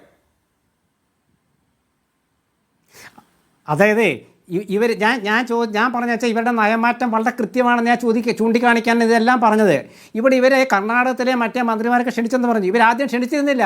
ഇവരാദ്യം ക്ഷണിച്ചത് നമ്മുടെ സ്റ്റാലിനെ മാത്രമായിരുന്നു. കർണാടക, ആന്ധ്ര അവിടെയൊക്കെ ശബരിമലയിലേക്ക് വരുന്നവരാണ്. അവരെ ക്ഷണിക്കാതിരിക്കാൻ കാരണം എന്താ അറിയാമോ? കേരളത്തിൽ കോൺഗ്രസ് ശക്തമാണ്. അപ്പോൾ ആ മന്ത്രിമാർ കേരളത്തിൽ വന്നാൽ ഈ സംഗമത്തിൻ്റെ ക്രെഡിറ്റ് ചിലപ്പോൾ കോൺഗ്രസിലേക്കോ UDF പോകും. DMK മന്ത്രിയെ ക്ഷണിച്ചാൽ കുഴപ്പമില്ലാണ്, DMKയുടെ ശക്തിയല്ലല്ലോ. ആ ഒരു സൂത്രമായിരുന്നു. പക്ഷേ അത് വിവാദമായപ്പോൾ, ചോദ്യങ്ങൾ ഉയർന്നപ്പോൾ ഇവരെല്ലാവരെയും ക്ഷണിച്ചു. BJPയെ ക്ഷണിച്ചു, ഞങ്ങളെല്ലാവരെയും ക്ഷണിച്ചു എന്ന് പറഞ്ഞു. ശരിയാണ്. ആ ക്ഷണം സ്വീകരിച്ചു വരുന്ന ആളുകളെ സാക്ഷ്യപ്പെടുത്തിക്കൊണ്ട് ഇവരുടെ നയം തിരുത്തും വേണു, അല്ലെങ്കിൽ ഇവരെ സുപ്രീം കോടതിയിലെ സത്യവാങ്മൂലത്തിൽ ഇടപെടണം. ശരി ജയിക്ക, വളരെ വേഗം എന്നിട്ട് എനിക്ക് മറ്റതിഥികളിലേക്ക് പോകണം. ഇല്ല, ഇതൊരു നയമാറ്റത്തിനും പ്രശ്നമല്ല. അങ്ങയുടെ അഭിപ്രായമായി ഇപ്പൊ പറഞ്ഞിരിക്കട്ടെ, ഞാൻ അതിലേക്ക് കിടക്കുന്നില്ല. പക്ഷേ തമിഴ്നാട്ടിൽ ഇപ്പൊ അങ്ങനെയാണെങ്കിൽ കേരളത്തിന്റെ പ്രതിപക്ഷ നേതാവിനെ എങ്ങനെയാണ് ഈ സംഘാടക സമിതിയുടെ ഉപാധ്യക്ഷനായിട്ട് ഞങ്ങൾ തീരുമാനിച്ചു പോകുന്നത്? കർണാടകയിലും തെലങ്കാനയിലും നിന്നും കോൺഗ്രസ്സുകാർ വന്ന് രാഷ്ട്രീയം പറയണോ? അതോ കേരളത്തിലെ പ്രതിപക്ഷ നേതാവ് രാഷ്ട്രീയം പറയണോ? ആരെയാണ് ഭയക്കുന്നത്? അതോ കേരളത്തിലെ പ്രതിപക്ഷ നേതാവിന് രാഷ്ട്രീയം അല്ല, ഞാൻ പറയട്ടെ, കേരളത്തിലെ പ്രതിപക്ഷ നേതാവിന് രാഷ്ട്രീയം പറയാൻ കഴിവില്ല എന്നുള്ളത് കൊണ്ട് കർണാടകയിലെ രാഷ്ട്രീയം പറയട്ടെ, അതാണ് അങ്ങ് ഉദ്ദേശിച്ചത്. കേരളത്തിലെ അല്ല, അങ്ങ് പറഞ്ഞ ശ്രീകുമാർ സതീശൻ അംഗീകരിച്ചില്ല എന്നതാണ്. അത് സതീശന്റെ സ്വാതന്ത്ര്യം. പക്ഷെ സതീശനെ ഉൾപ്പെടുത്തി മുഖ്യമന്ത്രി, മുഖ്യ രക്ഷാധികാരി, സ്പീക്കർ സ്പീക്കർ സതീശനോട് ചോദിക്കാതെ അതൊക്കെ ശരിയാണ്. അത് വഴിയെ അറിയിക്കുകയാണ്. VD സതീശൻ എന്ന പ്രതിപക്ഷ നേതാവിനെ VD സതീശൻ എന്ന പ്രതിപക്ഷ നേതാവിനോട് ചോദിക്കാതെ ഉൾപ്പെടുത്തിയ കാര്യം VD സതീശൻ തന്നെ പരസ്യമായി പറഞ്ഞിട്ടുണ്ട്. അത് ശരിയാണ്. വെറുതെ പേര് വെച്ചിട്ട് കാര്യമില്ല. പക്ഷേ ഇത് ഘട്ടം ഘട്ടമായിട്ടല്ലേ. ഒന്നാമത് 16-നും 21-നും ഇടയിൽ ഏതെങ്കിലും ഒരു ദിവസം നിശ്ചയിക്കുമെന്ന് പറയുകയുണ്ടായി VN വാസവൻ. അങ്ങനെ ഓരോരോ ഘട്ടമായിട്ടല്ലേ. പിന്നെ അത് 20-ാം തീയതിയിൽ ഉറപ്പിക്കുന്നു, 3000 എന്ന് ഉറപ്പിക്കുന്നു. ഇങ്ങനെ ഓരോരോ ഘട്ടമായിട്ടല്ലേ കാര്യങ്ങൾ നടക്കുന്നത്. അതിന്റെ ഭാഗമായിട്ടാണ് ഇപ്പൊ ഈ പറയുന്ന ഈ ക്ഷണക്കത്തുമായിട്ട് പോകുന്നത്. ഘട്ടമായിട്ട് നയം മാറ്റം, അങ്ങനെ പറയാം. ഇപ്പൊ നിങ്ങൾക്ക് സാവകാശം എടുക്കാൻ പറ്റുമോ? നിങ്ങൾക്ക് സാവകാശം എടുക്കാൻ പറ്റുമോ? ഞങ്ങൾ ആലോചിക്കട്ടെ എന്ന് പറയുക. പിന്നെ ഇന്നലെ UDF കൺവീനർ പറയുക ഞങ്ങൾ നാളെ ഒരു യോഗം ചേരുമെന്ന് പറയുക. അത് ഇന്ന് 7:30-ക്ക് വെക്കുക. അങ്ങനെ ഓരോരുത്തരും അവരുടേതായ സമയവും സാവകാശവും എടുക്കുകയല്ലേ. അതൊക്കെ ഓരോരുത്തരുടെ സ്വാതന്ത്ര്യവും അവരുമായി ബന്ധപ്പെട്ട സൗകര്യങ്ങളുമാണ്. ശരി, ഞാൻ വരാം രണ്ടുപേരിലേക്കും. ശ്രീ രാഹുൽ ഈശ്വർ, ഇവിടെ യഥാർത്ഥത്തിൽ NSSഉം SNDPയും വിശിഷ്യ ഈ ആഗോള അയ്യപ്പ സംഗമത്തെ പിന്തുണച്ചതോടെ BJPയും കോൺഗ്രസും വെട്ടിലായിരിക്കുകയല്ലേ? ഇത് ആരെങ്കിലും വെട്ടിലാകുകയോ വെട്ടിലാകാതിരിക്കുന്നതിൻ്റെയോ പ്രശ്നമല്ല. 2006 ജൂലൈയിലാണ് ശബരിമല വിവാദങ്ങൾ തുടങ്ങുന്ന ജയമാല ഉണ്ടായത്. അന്ന് തൊട്ട് ഇതിനു വേണ്ടി എൻ്റെ ജീവിതം ചെലവാക്കിയ ഒരു വ്യക്തിയാണ് ഞാൻ. അതായത് കഴിഞ്ഞ 19 വർഷങ്ങളായി ആര് ശബരിമലയെക്കുറിച്ച് പോസിറ്റീവ് നിലപാടെടുത്താലും നമ്മൾ അതിനെ സ്വാഗതം ചെയ്യണം. അതായത് ആദ്യം പല ആൾക്കാർക്കും വിഷയം മനസ്സിലാവാത്തതുകൊണ്ട് BJPയും കോൺഗ്രസും CPMഉം ഒക്കെ ശബരിമല യുവതി പ്രവേശനത്തിൽ ശരിയല്ലാത്തൊരു നിലപാടെടുത്തു. എന്നാൽ ആഴത്തിൽ കുറെ കൂടെ കാര്യങ്ങൾ പഠിച്ചപ്പോൾ എല്ലാവരും നിലപാട് മാറ്റി പോസിറ്റീവ്ലി വന്നു. അങ്ങനെ എടുത്താൽ പോരെ. ബഹുമാനപ്പെട്ട സുപ്രീം കോടതിക്ക് പോലും ആദ്യം ആ അർത്ഥത്തിൽ ഒരു ശരിയല്ലാത്ത നിലപാട് എടുക്കേണ്ടി വന്നു. 4-1 എന്ന വിധിന്യായം വന്നു, മാറ്റി പോസിറ്റീവായൊരു സുപ്രീം കോടതി തന്നെ തങ്ങൾ നൽകിയ വിധിയെ ഇംപ്ലിമെന്റ് ചെയ്യാതെ ബാക്ക് ബേണർ എടുത്ത് കോൾഡ് സ്റ്റോറേജിൽ എടുത്തു വെച്ചു. അത് പോസിറ്റീവായി എടുക്കല്ലേ വേണ്ടത്. ശശി തരൂർ സാർ, ശ്രീ രാഹുൽ ഗാന്ധി, നമ്മുടെ BJPയിലെയും RSSലെ ഒരുപാട് പേർ, CPMലെ ഒരുപാട് പേർ, അവർക്കെല്ലാം ഇന്ന് പോസിറ്റീവായി ശബരിമലയെക്കുറിച്ചൊരു നിലപാടുണ്ടെങ്കിൽ ഭക്തരെന്ന നിലയിൽ നമുക്ക് സ്വാഗതം ചെയ്യാനല്ലേ കഴിയൂ. 2, NSSഉം SNDPയും, അതായത് CPMനോ BJPക്കോ കോൺഗ്രസിനോ അങ്ങോട്ടും ഇങ്ങോട്ടും കക്ഷി രാഷ്ട്രീയത്തിന്റെ നിലപാടുകൾ എടുക്കാം. പക്ഷേ സാധാരണ ഭക്തരോട് ബഹുമാനപ്പെട്ട ഗവൺമെന്റ്, മുഖ്യമന്ത്രി, ദേവസ്വം മന്ത്രി, ദേവസ്വം ബോർഡ് പ്രസിഡന്റ് നമുക്ക് നല്ലൊരു സംഗമം നടത്തണം, ശബരിമലയെ ആഗോള തലത്തിലേക്ക് ഉയർത്തണമെന്ന് പറഞ്ഞാൽ പറ്റൂല എന്ന് പറയാൻ പറ്റൂ? വേണ്ടാന്ന് പറയാൻ പറ്റൂ? നല്ല കാര്യമാണ്, ഞങ്ങളാൽ കഴിയുന്ന സഹകരണം തരാം എന്നല്ലേ പറയാൻ പറ്റൂ? അപ്പൊ ശബരിമലയിൽ ഇത് ആരും അങ്ങോട്ടും ഇങ്ങോട്ടും വിജയിച്ചതല്ല. ചില ഉപാധി വെച്ചല്ലോ, നിരുപാധികമായി പിന്തുണച്ചത് SNDP ആണെന്നാണ് പറയുന്നത്. നമുക്കറിയില്ല അണിയറയിൽ എന്തൊക്കെ നടന്നുവെന്ന്. എന്തായാലും NSS വളരെ തുറന്ന രീതിയിൽ തന്നെയാണ് ഇതിനോട് പ്രതികരിച്ചിരിക്കുന്നത്. രാഹുലിന് അറിയാമല്ലോ, ഇത്തരം ഇതിന്റെ സംഘാടനത്തിൽ രാഷ്ട്രീയ നേതാക്കന്മാർ അല്ലെങ്കിൽ രാഷ്ട്രീയ പ്രതിനിധികൾ ആ സ്വഭാവത്തിലുള്ളവർ ഉണ്ടാകരുത് എന്ന് കൃത്യമായ ഉപാധി NSS വെക്കുകയുണ്ടായി. അത് പാലിക്കപ്പെട്ടിട്ടുമുണ്ട്. കറക്റ്റ്. അപ്പൊ അവിടെയാണ് ആദ്യം സംഗീത് കുമാർ സാർ കാര്യമായിട്ട് സ്വാഗതം ചെയ്തു. പിന്നീട് വിമർശനമൊക്കെ ഉണ്ടാകുന്നപ്പം സുകുമാരൻ നായർ സാർ ആ വിമർശനം കൂടി ഒന്ന് അക്കോമഡേറ്റ് ചെയ്ത് ആചാരാനുഷ്ഠാനങ്ങൾ പാലിക്കപ്പെടണം എന്നൊക്കെ പറഞ്ഞു. സർക്കാർ വിളിക്കുമ്പോൾ NSSനും SNDPക്കും KPMSനും മലേറിയർക്കും അല്ലാതെ വേറെ എന്ത് സമീപനം എടുക്കാൻ കഴിയുക? എനിക്ക് ഒരുപക്ഷെ അവിടുത്തെ സഖാവ് ജയിക്കിനോടും അതുവഴി ഗവൺമെന്റിനോടും റിക്വസ്റ്റ് ചെയ്യാനുള്ളത്, സമാനമായ അയ്യപ്പ സംഘടനകൾ വേറെയുണ്ട്. അയ്യപ്പ സേവാ സംഘമുണ്ട്. അവരുടെ ഇതുവരെ വിളിച്ചില്ല എന്നാണ് പറയുന്നത്. ഒരുപക്ഷെ ഇനിയും വിളിക്കുമായിരിക്കും. അയ്യപ്പ സേവാ സംഘം, അയ്യപ്പ സേവാ സമാജം, ശ്രീ കുമ്മനം രാജശേഖരൻ, കക്ഷി രാഷ്ട്രീയത്തിനപ്പുറം കാവി ധരിക്കാത്ത സന്യാസിയാണ്. അങ്ങനെ ഒരുപാട് പേരുണ്ട്. ഇവരെയും കൂടെ ഇൻക്ലൂസീവ് ആക്കി നടത്തുകയാണെങ്കിൽ അത് വളരെ പോസിറ്റീവായി പോവും. അങ്ങനെ എല്ലാവരെയും ഒരുമിച്ച് കൊണ്ടുപോകണ്ടല്ലേ നമുക്കൊരു കാര്യം ചെയ്തെടുക്കാൻ പറ്റൂ. അങ്ങനെ ഒരു പോസിറ്റീവായി സർക്കാർ അയ്യപ്പ സേവാ സംഘവുമായിട്ടൊക്കെ ബന്ധപ്പെട്ട് അവരുടെ അന്നദാനവുമായിട്ടൊക്കെ ബന്ധപ്പെട്ട വിഷയങ്ങൾ കോടതിയിൽ എത്തുകയുണ്ടായി. പിന്നെ ദേവസ്വം ബോർഡ് തന്നെ, എന്റെ മനസ്സിലാക്കൽ തെറ്റാണെങ്കിൽ രാഹുലിന് തിരുത്താം, ദേവസ്വം ബോർഡ് തന്നെ മുൻകൈ എടുത്തുകൊണ്ട് അത് വേണ്ട, ഞങ്ങൾ തന്നെ ചെയ്തോളാം എന്ന് പറഞ്ഞതിന്റെ കാരണം എന്താണ്? ഈ അയ്യപ്പ സേവാ സംഘമൊക്കെ അങ്ങ് പറയുന്നത് പോലെ നിഷ്കാമികളായിട്ടുള്ള ഭക്തർ മാത്രമൊന്നുമല്ല, അതിന്റെയൊക്കെ അതിനും ഒരു അണിയറയുണ്ട്, അതിനകത്തുമുണ്ട് നീക്കങ്ങൾ, അതൊക്കെ ഉണ്ട്. ഒരു സെക്കൻഡ് ഞാൻ ഒന്ന് പൂർത്തിയാക്കിക്കോട്ടെ. പിന്നെ ഇനി അങ്ങ് മനസ്സിലാക്കേണ്ട ഒരു കാര്യം, ഈ അയ്യപ്പ സേവാ സംഘത്തേക്ക് അങ്ങ് മാറ്റി നിർത്തുക. അങ്ങ് മനസ്സിലാക്കേണ്ട ഒരു കാര്യം, ഇവിടെ ജയിക്ക് പറഞ്ഞെടുത്ത് നിൽക്കുകയല്ല കാര്യങ്ങൾ. ഉത്തരേന്ത്യയിലെ മുഖ്യമന്ത്രിമാർ, മന്ത്രിമാർ, അവർക്ക് മാത്രമല്ല ക്ഷണം പോയിരിക്കുന്നത്. മഹാരാഷ്ട്രയിലേക്ക് ക്ഷണം പോയിട്ടുണ്ട്, ഗോവയിലേക്ക് ക്ഷണം പോയിട്ടുണ്ട്. അവിടെയൊക്കെ ആരാ മുഖ്യമന്ത്രിമാര്? ഇപ്പൊ എന്താ ഏറ്റവും ഒടുവിൽ അറിഞ്ഞിരിക്കുന്നത്? ഡൽഹിയിലെ ലഫ്റ്റനന്റ് ഗവർണർ ഇതിൽ പങ്കെടുക്കാൻ സന്നദ്ധത പ്രകടിപ്പിച്ചു എന്നല്ലേ? ഇനി മറ്റു കേന്ദ്രമന്ത്രിമാരുണ്ട്, കേരളത്തിൽ നിന്നുള്ള കേന്ദ്രമന്ത്രിമാരുണ്ട്. നമുക്ക് നോക്കാമെന്നേ ആരൊക്കെ വരും വരില്ല എന്ന്. ഇവിടെ പത്തനംതിട്ടയിൽ വന്ന് സ്വാമി ശരണം എന്ന് പറഞ്ഞ മോദിയില്ലേ, മോദിക്കും പോകണം ശരിക്കും പറഞ്ഞാൽ ജയിക്കെ ഒരു ക്ഷണക്കത്ത്, വരുമോ ഇല്ലയോ എന്ന് നോക്കാം. ശ്രീ രാഹുൽ, അല്ല നല്ല കാര്യമല്ലേ, നല്ല കാര്യമല്ലേ, എല്ലാരെയും വിളിക്കട്ടെ കഴിയുന്നത്ര. ഇത്തരം കാര്യങ്ങളിൽ കക്ഷി രാഷ്ട്രീയത്തിനപ്പുറം ഒരു സമവായം നമുക്ക് ഉണ്ടാക്കാൻ കഴിയില്ലേ? അതായത് തമിഴ്നാട് ജല്ലിക്കെട്ടിനെയും തമിഴിന്റെ സംസ്കാരത്തെയും സംരക്ഷിക്കുന്ന പോലെ നമ്മുടെ മലയാളികൾ CPM-ഉം കോൺഗ്രസും BJP-യും ഒരുമിച്ച് നിന്ന് നമ്മുടെ ഒരു കോമൺ ഐക്കണായ ശബരിമല അയ്യപ്പനെ, മതസൗഹാർദ്ദത്തിന്റെ കേന്ദ്രമാണ്. ഒരുപക്ഷെ ശ്രീ വേണുവിന് ഓർമ്മ കാണും, പണ്ട് ശ്രീ വേണു എന്നോട് എന്ത് ചോദിച്ചാലും അയ്യപ്പനും വാവരും എന്ന് പറഞ്ഞ് ഞാൻ തുടങ്ങാറുള്ള. ആ രീതിയിൽ അയ്യപ്പനെയും ബാവരെയും ഒക്കെ എല്ലാവരും ഹൈലൈറ്റ് ചെയ്യുന്നതും നമ്മുടെ മതസൗഹാർദ്ദം ഹൈലൈറ്റ് ചെയ്യുന്നതൊക്കെ പോസിറ്റീവ് അല്ലേ? അപ്പൊ ഇതിന്റെ പ്രശ്നം എന്ന് പറഞ്ഞാൽ BJP-യും കോൺഗ്രസും മറ്റൊരു നിലപാട് ഒരുപക്ഷെ രാഷ്ട്രീയപരമായി എടുക്കേണ്ടി വരും. NSSനും SNDPക്കും ഹൈന്ദവ സംഘടനകൾക്കും ഗവൺമെന്റ് അല്ലെങ്കിൽ ദേവസ്വം ബോർഡ് നേതൃത്വത്തിൽ ചെയ്യുന്നതാണ്, നല്ല കാര്യമാണ്, നമുക്ക് ഒരുമിച്ച് നിൽക്കാം എന്നല്ലാതെ മറ്റൊരു സ്റ്റാൻഡ് എടുക്കാം. രാഹുൽ, ഇപ്പോൾ സംഗീത് കുമാർ ഒരു കാര്യം പറഞ്ഞു, പിന്നെ വിമർശനം വന്നപ്പോൾ പിന്നെ അതെല്ലാം കൂടെ അക്കോമഡേറ്റ് ചെയ്ത് സുകുമാരൻ നായർ ഒരു നിലപാടെടുത്തു.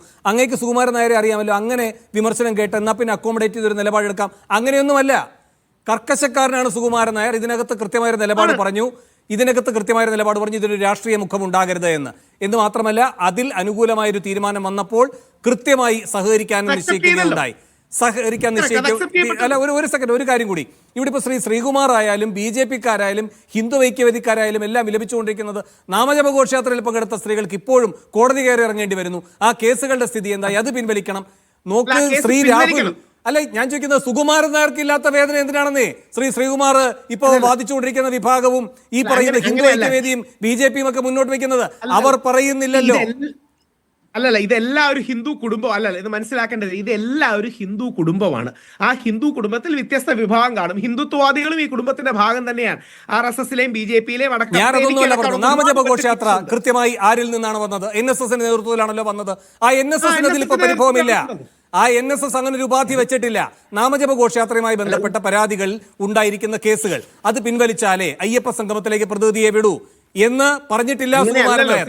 പിന്നെ ഒരു സെക്കൻഡ്, പിന്നെ എന്തിനാണത് ഹിന്ദു ഐക്യവേദി പറയുന്നത്? പിന്നെ എന്തിനാണത് സതീശൻ പറയുന്നത്, രാജീവ് ചന്ദ്രശേഖർ പറയുന്നത്? അപ്പൊ കിട്ടാത്ത മുന്തിരി പുളിക്കുന്നതിന്റെ അസ്കേത മാത്രമാണ് ആ പ്രതികരണങ്ങളിൽ. അത് രാഷ്ട്രീയപരമായി അങ്ങോട്ടും ഇങ്ങോട്ടും പറഞ്ഞോളൂ. പക്ഷേ കമ്മ്യൂണിസ്റ്റ് സർക്കാരിനോട് വളരെ ബഹുമാനത്തോടെ അഭ്യർത്ഥിക്കാനുള്ളത്, ഒരുപാട് പേർക്ക് അങ്ങനെ കേസുകളിൽ ബുദ്ധിമുട്ടുണ്ടായിട്ടുണ്ട്.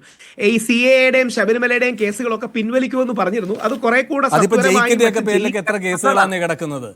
അങ്ങനെയുണ്ടല്ലോ, എത്ര കേസുകളാണ്? ഞാൻ വരാം. തെരുവിലേക്ക് ഇറങ്ങുന്നവർക്ക്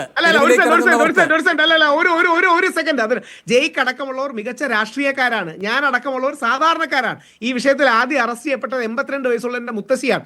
ഇപ്പം മരിച്ചുപോയി. ഒരുപാട് പേർക്കെതിരെ അങ്ങനെ കേസുണ്ട്. അതൊക്കെ ഒരു പിൻവലിച്ച് ഒരു ഗുഡ് വിൽ മെഷർ CPM അല്ലെങ്കിൽ ഗവൺമെന്റ് മറ്റും കാണിക്കുകയാണെങ്കിൽ അതൊരു പോസിറ്റീവ് കാര്യമാണ്.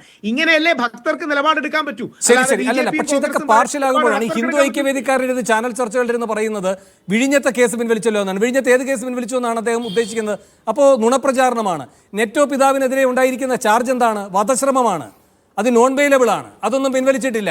ശരി, ഞാൻ അങ്ങയിലേക്ക് വരാം. ശ്രീ ദാമോദർ പ്രസാദ്, ഇവിടെ ഈ അയ്യപ്പ സംഗമം നടത്തുക വഴി എന്തോ ഒരു വലിയ രാഷ്ട്രീയ വ്യതിയാനം, അത് പരസ്യമായി ഏറ്റുപറയാൻ കഴിയാത്ത ഒരു രഹസ്യ നീക്കം CPM നടത്തുന്നു. ഒറ്റ ലക്ഷ്യമേ ഉള്ളൂ, തദ്ദേശവും നിയമസഭയും കടന്നുകൂടുക. അങ്ങനെയാണോ താങ്കളും ഈ വിഷയത്തെ വിലയിരുത്തുന്നത്? പല വിമർശനങ്ങളും ഉയർത്താനുണ്ട്. പക്ഷേ 2018 ഈ വിഷയം നമ്മൾ ചർച്ച ചെയ്യുന്ന സമയത്ത് മാധ്യമങ്ങളോടും വിമർശനമൊക്കെയുണ്ട്. നിങ്ങൾ ഉന്നയിച്ചത് ഈ രാഷ്ട്രീയ നേട്ടം ആർക്കിട്ടുന്നായിരുന്നു. അതായത് അംബേദ്കർ ദേശീയ പ്രസ്ഥാനമായി കോൺഗ്രസ് നടത്തിയ വിമർശനമുണ്ട്. രണ്ട് കാര്യം ദേശീയ പ്രസ്ഥാനത്തിൻ്റെ ഭാഗമുണ്ട്. ഒന്ന് നമ്മുടെ സാമൂഹ്യ പരിഷ്കരണം, സാമ്യവിമർശനം. രണ്ട് രാഷ്ട്രീയ സ്വാതന്ത്ര്യം. ഇതിൽ ഒന്ന് കൈയൊഴിഞ്ഞു, രാഷ്ട്രീയ സ്വാതന്ത്ര്യക്ക് മാത്രം കേന്ദ്രീകരിച്ചു എന്നായിരുന്നു അംബേദ്കർ വിമർശനം. ആ വിമർശനം ഇവിടെയും മാധ്യമങ്ങൾക്കെതിരെ ഉന്നയിക്കപ്പെടേണ്ടതുണ്ട്. കാര്യം ഈ വിഷയത്തിൽ സാമൂഹ്യ വിമർശനമുണ്ട്. ആ ആംഗിളിനെ പരിപൂർണമായി മാറ്റി നിർത്തിക്കൊണ്ട് നിങ്ങൾ രാഷ്ട്രീയമായ കടുപിടിയും അവർക്ക് പല നേട്ടം. ഇപ്പോൾ ഉദാഹരണത്തിന് ജയിക്ക് പറഞ്ഞില്ലേ, കാരണം ഇതിനകത്ത് മറ്റേതായ എല്ലാവരെയും കോൺഗ്രസിനെയും മറ്റൊക്കെ സമൂഹം ബഹിഷ്കരിച്ചു. ആ സാമൂഹ്യ ബഹിഷ്കരണം 2018 CPM നേരിട്ടതാണോ CPM ഭയപ്പെടുന്ന കാര്യം? അപ്പോൾ ആ സാമൂഹ്യ വിമർശനം ഉള്ളടക്കം ഇവിടെ ഉയർത്തേണ്ടവരുണ്ട്. ഇവിടുത്തെ നിങ്ങൾക്ക് എല്ലാവർക്കും ഓർക്കണം, ചില ആചാരങ്ങൾ ലംഘിക്കപ്പെടേണ്ടതാണ്. ആരാണത് പറഞ്ഞത്? കേരളത്തിൽ മുഖ്യമന്ത്രിയല്ലേ പറഞ്ഞത്. ഈ ആഹ്വാനം കേരളത്തിൽ എത്ര പേര് കേട്ടു? കേരള സാംസ്കാരിക സമൂഹം മുഴുവൻ കേട്ടു. അന്ന് നവോത്ഥാന സദസ്സുകൾ കേരളം മുഴുവൻ ഉണ്ടായി. ഭരണഘടനാ മൂല്യം, ഭരണഘടനാ ധാർമ്മികത ആര് ഉയർത്തിപ്പിടിച്ചു കേരളത്തിൽ? അതെവിടെ പോയി? ആർട്ടിക്കിൾ 15, അതായത് അൺടച്ചബിലിറ്റി ആയിരുന്നു എൻ്റെ അകത്ത് ഇൻവോക്ക് ചെയ്യപ്പെട്ടത്. ആ അൺടച്ചബിലിറ്റിയെ കുറിച്ചുള്ള വാദം എവിടെ പോയി? അപ്പോൾ അതൊക്കെ അപ്രത്യക്ഷമായോ? ഞങ്ങൾ ചൂട് മാറ്റാൻ പോവാണോ?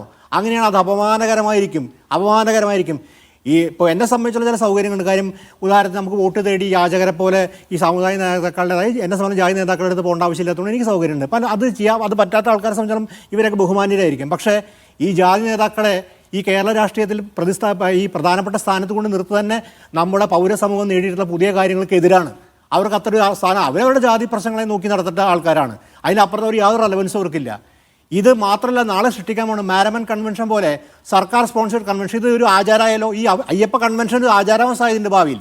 അപ്പോൾ ഇത് തെറ്റായൊരു സംഭവം ഇതിൻ്റെ അകത്ത് നടക്കുന്നത്. ആ തെറ്റായ സംഭവം എന്ന് പറയുന്നത് എന്താണെന്ന് വെച്ചാൽ, ഇതിനകത്ത് സാമൂഹ്യ വിമർശനം ഇവിടെ പോയി. ആ സാമൂഹ്യ വിമർശനം എന്ന് പറഞ്ഞാൽ അവിടെ 16-50 വയസ്സ് സ്ത്രീകളായി കയറുന്നതുമായി ബന്ധപ്പെട്ട് ഞാനത് ചടിപിടിയൊന്നും ചെയ്യേണ്ട ആവശ്യമില്ല. പക്ഷേ വിശദമായ ആലോചനയ്ക്ക് വേദിയാക്കാം. ആ വിശദമായ ആലോചനയ്ക്ക് വേദിയാക്കാവേണ്ട കാര്യമായിരുന്നു. ഇനിയൊരു കാര്യം നമ്മൾ നോക്കേണ്ട കാര്യം, ഇന്ന് സുപ്രീം കോടതിയിലെ കേസ് നിൽക്കുന്നുണ്ട്. നിലപാട് മാറ്റാൻ പോകണം. നാളെ സുപ്രീം കോടതി ഒരു പക്ഷേ ഈ സർക്കാർ നിലനിൽക്കുക, അല്ലെങ്കിൽ അടുത്ത സർക്കാർ ഈ സർക്കാർ തന്നെയാണെങ്കിൽ സുപ്രീം കോടതി ഈ വിധി നിലനിർത്താൻ പോകുന്നത്. ദാമോദർ, ഞാൻ അങ്ങനെ തടസ്സപ്പെടുത്തുകയല്ല. രാഹുൽ പറഞ്ഞതിന് വേണമെങ്കിൽ അങ്ങേക്ക് മറുപടി പറയാം. രാഹുൽ പറയുന്നത് എത്ര ഒറ്റ വരി പറയാം. ദാമോദർജി ശ്രദ്ധിക്കാൻ വേണ്ടിയാണ്, കലികാലം തീരുന്നവരെ ശബരിമല യുവതികൾ കയറില്ല. അങ്ങനെ ആരും വെള്ളം വെക്കണ്ട. അത് രാഹുലിന് അങ്ങനെ അഭിപ്രായം വിശ്വാസം നടത്താൻ കാര്യം സമൂഹത്തിൽ ഉദാഹരണത്തിന് ഇദ്ദേഹം നേരത്തെ ജയിക്കന്നെ സൂചിപ്പിക്കുന്ന ഒരു കാര്യം AKGയുടെയും P കൃഷ്ണപിള്ളയും P കൃഷ്ണപിള്ളയും കുറെ ആൾക്കാരെ ഞാനൊന്ന് പറഞ്ഞോട്ടെ. ഇഷ്ടമാണ് ശബരിമലയിൽ ഒരു പ്രായ നിയന്ത്രണം പറയട്ടെ. നിങ്ങൾ ഇടയിൽ പറഞ്ഞാൽ അത് തന്നെ സഹിഷ്ണുതയില്ലായ്മയാണല്ലോ. അത്ര സഹിഷ്ണുതയില്ലാത്ത എന്ത് പണിയത് പറഞ്ഞോട്ടെ. അല്ല, അങ്ങനെ വേണ്ട. ദാമോദർ പറയട്ടെ. ശ്രീ രാഹുൽ, നിങ്ങൾ തമ്മിലൊരു തർക്കം വേണ്ടല്ലോ. തർക്കമുണ്ടല്ലോ. AKGയും P കൃഷ്ണപിള്ളയും കുറെ ആൾക്കാരെ ക്ഷേത്രവിശ്വാസികളാക്കാൻ വേണ്ടി കൊണ്ടുപോയതോ അല്ല. അവിടെ ക്ഷേത്രത്തിൻ്റെ അകത്ത് എന്തായാലും അതൊക്കെ തെറ്റിദ്ധരിപ്പിക്കുന്ന കാര്യങ്ങൾ. അങ്ങനെ തെറ്റിദ്ധരിപ്പിക്കരുത്. 21 നൂറ്റാണ്ടിലൊരു യുവ നേതാവ് അങ്ങനെ പറയരുത്. AKGയും P കൃഷ്ണപിള്ളയും അവിടെ പോയിട്ട് അവിടെ സമരം ചെയ്തിട്ടുണ്ടെങ്കിൽ ക്ഷേത്രപ്രവേശനം എന്നൊരു അവിടുത്തെ ഹിന്ദുമത ആചാരമായി ബന്ധപ്പെട്ട്, അതായത് നമ്മുടെ വൈക്കത്ത് നടന്ന പോലെ ഒരു ആചാരത്തിനെതിരെ അത് ഒരു വിഭാഗം ജനങ്ങളെ വിവേചനപൂർവ്വം മാറ്റി നിർത്തുന്നതിന് സമരം നടത്തുക. അല്ലാണ്ട് കുറെ ആൾക്കാർ വിശ്വാസികളെ കൂട്ടിക്കൊണ്ടുപോയതല്ല. അതിനെതിരെ സമരം, അല്ലാണ്ട് കുറെ വിശ്വാസികളെ സംബന്ധിച്ച്. ദാമോദറിന്റെ കാര്യം അറിയാമല്ലോ, ഞാൻ തടസ്സപ്പെടുത്തുകയല്ല. ഈ സമരങ്ങൾക്ക് ശേഷം എത്ര കഴിഞ്ഞിട്ടാണ് ആ പ്രവേശനം കിട്ടിയത്, വൈക്കത്തിന് മുന്നോട്ട് നടക്കാൻ കഴിഞ്ഞത് എന്ന് വലിയൊരു കാലം എടുത്തു. തീർച്ചയായിട്ടും വലിയ കാര്യം. അന്ന് പ്രധാനപ്പെട്ട കാര്യമുണ്ട്. കാര്യം ഇന്ന് ശബരിമല ഈ ഉടൻ സുപ്രീം കോടതി വിധി വന്ന പിറ്റേ ദിവസം തന്നെ നടപ്പാക്കാൻ പോയതിൻ്റെ പ്രശ്നമാണ്. കാര്യം അന്ന് ആത്മീയത സമരമണ്ഡലമായിരുന്നു. ശ്രീനാരായണപുരം 1888 തുടങ്ങിയൊരു വലിയൊരു സമരത്തിൻ്റെ ഭാഗമാണ് റിസൾട്ട്. പിറ്റേ ദിവസം രാവിലെ നവോത്ഥാന സദസ്സ് തുടങ്ങി കഥാപ്രസംഗം നടത്തുന്ന പരിപാടി അന്നുണ്ടായിരുന്നത്. പക്ഷേ എൻ്റെ ചോദ്യം, പ്രധാനപ്പെട്ട കാര്യം, ഇന്ന് നമ്മൾ ഭരണഘടന സംരക്ഷണത്തെക്കുറിച്ച് പറയുന്നുണ്ട്. ഇതൊരു അടവ് നയം എടുത്താൽ നാളെ മറ്റൊരു ഘട്ടത്തിൽ ഈ ഭരണഘടന തള്ളി പറഞ്ഞു ഇതൊരു അടവ് നയമാണല്ലോ. ഒരു കാലത്ത് അടവ് എന്ന് പറയുന്നത് ആചാരം ലംഘിക്കണം. ഇപ്പോൾ അടവ് നയം മാറ്റി ഞങ്ങൾ ആചാരം സംരക്ഷിക്കപ്പെടണം. ഇതുപോലെ ഇന്ന് ഭരണഘടന സംരക്ഷിക്കപ്പെടണം. നാളെ ഭരണഘടനയെ കുറിച്ച് പറഞ്ഞാലോ, ഇന്ന് ഗാന്ധിയെയും അംബേദ്കറെയും കുറിച്ച് പ്രഭാഷണ പരമ്പര നടന്നുകൊണ്ടിരിക്കുന്നു. നാളെ മറ്റൊരു ഘട്ടത്തിൽ അടവ് നയം ഗാന്ധി അംബേദ്കറെ തള്ളി പറഞ്ഞാലോ. അപ്പോൾ വിശ്വാസയോഗ്യമല്ലാത്ത രീതിയിൽ മാറിയിരിക്കുന്നു. ഒരു വിശ്വാസയോഗ്യമല്ല. കാര്യം ഇന്നൊരു അഭിപ്രായം, നാളെ വേറെ അഭിപ്രായം. അതായത് മുഖ്യമന്ത്രിയെ തന്നെ ഞാൻ കൂട്ടിയാം. 4 വോട്ട് കിട്ടാൻ വേണ്ടിയല്ല നവോത്ഥാന ശ്രമം നടത്തിയത്. 4 വോട്ട് കിട്ടാൻ വേണ്ടിയാണ്. 4 വോട്ട് കിട്ടാൻ വേണ്ടി തന്നെയായി. ഇതാണ് യാഥാർത്ഥ്യം. ഇത് കോൺഗ്രസിന് വിഷമമുണ്ടായിരിക്കും, തീർച്ചയായും BJPക്ക് വിഷമമുണ്ടായിരിക്കും, CPI അത് കൊണ്ടുപോകണമെന്നത്. പക്ഷേ ഇവിടെ സാമൂഹ്യ വിമർശനമാണ് പ്രധാനപ്പെട്ട കാര്യം. ഇതിലെന്ത് നിലപാടാണ് നിങ്ങൾ എടുക്കാൻ പോകുന്നത്? തീർച്ചയായും ആഗോള വേദി ഉപയോഗിക്കാൻ വേണ്ടി അയ്യപ്പ സംഘം വേദി ഉപയോഗിക്കായിരുന്നു. രാഹുൽ ഈശ്വറുണ്ടല്ലോ, അതുപോലെ മറ്റ് സംഘടനകളിലോ NSS ഉണ്ട്, അവരെ വിളിക്കാലോ. സർക്കാരിൻ്റെ നിലപാട് ഇതാണ് പുരോഗമന നിലപാട്. ഈ പുരോഗമന നിലപാട് സുപ്രീം കോടതിയിൽ കേസ് നിൽക്കുകയാണ്. ഞങ്ങൾക്ക് ഈ വിഷയത്തിൽ ഇങ്ങനെയാണ് ഞങ്ങളുടെ നിലപാട്. നിങ്ങൾക്ക് വ്യത്യസ്തമായ നിലപാട് NSSന്. നിങ്ങൾ ഈ കേസ് പിൻവലിക്കൂ, നമുക്ക് സമവായത്തിലൂടെ കാര്യം പരിഹരിക്കാം. അത് പറയാനല്ലല്ലോ, മറിച്ച് ഈ സമുദായ നേതാക്കൾ, അതായത് ജാതി നേതാക്കളുടെ വീട്ടിൽ വോട്ട് തേടി പോകാൻ വേണ്ടിയല്ലേ നമ്മൾ കണ്ടിട്ടുണ്ട്. പേരെ വീട്ടിൽ വോട്ട് തേടി പോകണത് നിങ്ങളെല്ലാം വോട്ട് തേടി ഭിക്ഷ യാചിച്ചോടെ പോകണം നമ്മൾ കണ്ടിട്ടുണ്ട് TV ചാനലുകളിൽ. അപ്പോൾ അതിന് വേണ്ടിയല്ലേ പണി ചെയ്യുന്നത്? അപ്പോൾ സത്യം പറഞ്ഞ ഒരു ധാർമ്മികതയില്ല, ഭരണഘടനാ ധാർമ്മികതയില്ല, രാഷ്ട്രീയ ധാർമ്മികതയില്ല, ഒരു സത്യസന്ധതയില്ല. ഇത് രാഷ്ട്രീയക്കാരെ സംഘം പിന്നെയും ഞാൻ മനസ്സിലാക്കാം. അവരെ സംബന്ധിച്ചിടത്തോളം തെരഞ്ഞെടുപ്പ് വരികയാണ്. നമ്മുടെ സാംസ്കാരിക നയരെവിടെ? എന്തായിരുന്നു അന്നത്തെ കാലത്ത് പുകില്? നിങ്ങളെല്ലാം ഓർക്കുന്നുണ്ടാവാം. അന്ന് അപ്പോഴും അവസരം ഉണ്ടായിരുന്നു. കാര്യം സമവായത്തെക്കുറിച്ച് അന്ന് പറയാനുള്ള അവസരം ഉണ്ടായിരുന്നു. ഞാനത് വിശ്വസിച്ച ഒരാളാണ്. കാര്യം പെട്ടെന്ന് നടപ്പാക്കുന്നതിനേക്കാൾ സമവായത്തിലൂടെ നടപ്പാക്കാൻ പറ്റുള്ളൂ. കാര്യം എന്തായാലും ആചാരങ്ങൾ ലോകത്ത് മാറ്റപ്പെട്ടിട്ടുണ്ട്. അത് കാലാകാലം നിൽക്കണം, ലോകത്തെ എല്ലാ കാലത്തും പറഞ്ഞാൽ അതൊക്കെ സമവായത്തിലൂടെ ആ സമൂഹം ആലോചിച്ച് തീരുമാനിക്കുന്ന കാര്യമാണ്. ഇന്ന് അവരെവിടെ ഒരു തരിമ്പെങ്കിലും ആത്മാവ് വരണമെങ്കിൽ കേരളത്തിലെ ഈ സാംസ്കാരിക പ്രവർത്തകരും നായകന്മാരും എഴുത്തുകാരും ഒരു വാക്കെങ്കിലും പറയണ്ടേ? ഇവരല്ലേ ഭരണഘടനാ ധാർമ്മികതയെക്കുറിച്ച് പറഞ്ഞത്? ഇവരല്ലേ ആചാരരംഗത്തെക്കുറിച്ച് പറഞ്ഞത്? ഇവരല്ലേ അബ്രാഹ്മണിക ക്ഷേത്രമാണ് ശബരിമലയെ കുറിച്ച് പറഞ്ഞത്? ഇവരല്ലേ അരയ സമുദായത്തിന് അവിടെ അവകാശമുണ്ടെന്ന് പറഞ്ഞത്? ഇപ്പൊ എന്താ ഈ ഒരു അഭിപ്രായം? അല്ല സാറേ, രാഹുൽ ഈശ്വറാണ് അത് പറഞ്ഞത്. രാഹുൽ ഈശ്വറിന്റെ കേസാണ് ഹൈക്കോടതി കിടക്കുന്നത്. വിഷയങ്ങൾ അറിയാതെ മലയാളിമാർക്ക് വേണ്ടി കേസ് കൊടുത്തത് ശരി എന്ന് മാത്രമല്ല രാഹുൽ ഉൾപ്പെടെയുള്ളവരെ ചേർത്ത് വേണം ഈ സംഗമം നടത്താനെന്ന് പോലും ദാമോദർ പറയുകയുണ്ടായി. ശരി, ഞാൻ ഇടവേളയിലേക്ക് പോവുകയാണ്. കാര്യം പറഞ്ഞു, ഈ സാമൂഹ്യ വിമർശനം പരിപൂർണ്ണം ഒഴിവാക്കി അതിന് ഈ അടവ് നയപരമായിട്ട് വിധേയപ്പെട്ട് ജാതി സംഘടനകൾക്ക് വിധേയപ്പെട്ടുകൊണ്ട് 4 വോട്ട് കേട്ട് അധികാരം നിർത്താൻ വേണ്ടി ചെയ്യുന്ന ഏർപ്പാട് സാമൂഹ്യപര വഞ്ചനാപരമാണ്. ഇതിനെതിരെ പ്രതികരിക്കാൻ കയറുന്ന സാംസ്കാരിക മേഖല ആൾക്കാരില്ലെങ്കിൽ അവരും ആത്മവഞ്ചനയും നാണക്കേടും വാലാട്ടികളുമായി തീർന്നാണെന്ന് പറയാതിരിക്കാൻ നിവൃത്തിയില്ല. ശരി, രൂക്ഷമായ വിമർശനമാണ്. ജയിക്കുന്നതിന് മറുപടി പറയട്ടെ. ഞാനൊരു ഇടവേളയിലേക്ക് പോകുന്നു. ഇടവേളയ്ക്ക് ശേഷം ജയിക്കിലേക്ക്. ശബരിമലയിൽ യു-ടേണോ എന്ന സ്പെഷ്യൽ എഡിഷൻ ചർച്ച അവസാന ഘട്ടത്തിലേക്ക്. അതിഥികളുടെ അറിവിലേക്കായി നമുക്ക് പരമാവധി 7 മിനിറ്റേ ഉള്ളൂ. ചുരുക്കി മറുപടി വരണമെന്ന് ഞാൻ അഭ്യർത്ഥിക്കുകയാണ്. ജയിക്ക് വേഗം. അതായത് ബഹുമാനീയനായ സഹപാനലിസ്റ്റ് ശ്രീ ദാമോദർ, അദ്ദേഹം രൂക്ഷമായ വിമർശനം അങ്ങയുടെ ഭാഷയിൽ പറയുന്നത് പോലെ ഉദ്ദേശിച്ചു. ഞാൻ പറയട്ടെ, ഇപ്പോൾ അദ്ദേഹം മുമ്പ് ചൂണ്ടിക്കാണിച്ചത് ഈ പറയുന്ന പോലെ മുൻ സുപ്രീം കോടതി ഉത്തരവിന്റെ പശ്ചാത്തലത്തിൽ കേരളത്തിൽ നടത്തപ്പെട്ട സമരവും അതിനെ തുടർന്നുണ്ടായ വനിതാ മതിലിന്റെ അന്തരീക്ഷത്തിൽ കേരളത്തിന്റെ പൊതുവിൽ മതനിരപേക്ഷമായ സാംസ്കാരിക രംഗമാകെ ആ സമയത്തെ സുപ്രീം കോടതി ഉത്തരവിനോട് ഭരണഘടനാദത്തമായ ഉത്തരവിനോടൊപ്പം നിലയുറപ്പിച്ചു എന്നുള്ളതാണ്. ഇപ്പോൾ ആ നിലപാടിൽ നിന്നും കൈകഴുകി ഏതോ വലിയ നയവ്യതിയാനം കേരളത്തിലെ ഇടതുപക്ഷ ജനാധിപത്യ മുന്നണിക്ക് അതിന്റെ നേതൃത്വത്തിൽ ഗവൺമെന്റിന് സംഭവിച്ചിരിക്കുന്നു എന്ന ഒരു സമീകരണമാണ് അദ്ദേഹം ഇവിടെ നടത്താൻ ശ്രമിക്കുന്നത്. ഞാൻ പറയട്ടെ, ഇത് രണ്ടും രണ്ടാണ്. അങ്ങ് ദയവായി മനസ്സിലാക്കണമെന്ന് എനിക്ക് അഭ്യർത്ഥിക്കാനേ കഴിയുള്ളൂ. കാരണം ഇതിവിടെ സംഭവിക്കുന്നത് എന്താണ്? ഭരണഘടനാ വിരുദ്ധമായ ഒരു മനുഷ്യത്വ വിരുദ്ധതകളുടെയും ആഘോഷവേളയല്ല ഇവിടെ നടത്തപ്പെടാൻ വേണ്ടി പോകുന്ന തിരുവിതാംകൂർ ദേവസ്വം ബോർഡിന്റെ പ്ലാറ്റിനം ജൂബിലി. അങ്ങ് ദയവായി അത് മനസ്സിലാക്കണം. അത് ഞാൻ മുമ്പ് സൂചിപ്പിച്ചതുപോലെ ലോകമെമ്പാടുമുള്ള മതവിശ്വാസികളുടെയും മതനിരപേക്ഷവാദികളുടെയും ഏറ്റവും പ്രധാനപ്പെട്ട സിംബോളിക്കാണ്. വാവരസ്വാമിയെ ദർശിച്ച് മുസ്ലിം പള്ളിയിൽ നേർച്ച അർപ്പിച്ച് ഹിന്ദുമത വിശ്വാസികളായ കോടാനുകൂടി വരുന്ന മനുഷ്യന്മാർ ശബരിമലയിലേക്ക് തൊഴുതി കയറാൻ വേണ്ടി പോകുന്നത്. ഈ മതനിരപേക്ഷതയുടെ കേരളീയ അനുഭവത്തെ അത് നീ തന്നെയാകുന്നു എന്ന ഏറ്റവും സുപ്രസിദ്ധമായ മാനവിക രാഷ്ട്രീയത്തിന്റെ പ്രഖ്യാപനത്തെ ഉയർത്തിപ്പിടിക്കുകയാണ് ആഗോള അയ്യപ്പ സംഗമത്തിലൂടെ ചെയ്യുന്നത്. ഒരു ഭരണഘടനാ വിരുദ്ധമായ മനുഷ്യത്വ വിരുദ്ധതകളുടെയും ആഘോഷത്തിന്റെ വിളനിലമാകാൻ വേണ്ടി പോകുന്നതേ ഇല്ല ഈ ആഗോള സംഘം എന്ന് പറയുന്നത്. ഒറ്റ കാര്യം ഞാൻ അങ്ങനെ തടസ്സപ്പെടുത്തുകയല്ല, സമയവും നമുക്ക് കുറവാണ്. ബിന്ദു അമ്മണിയുടെ ഒരു പ്രതികരണം വന്നിരുന്നു ഒരു ചാനലിനോട്. ബിന്ദു അമ്മണി പറയുകയായിരുന്നു, അയ്യപ്പ സംഗമത്തിൽ പങ്കെടുക്കാൻ താല്പര്യം അറിയിച്ച സർക്കാരിന് കത്തയച്ചിരുന്നു, കത്ത് അവഗണിച്ചു.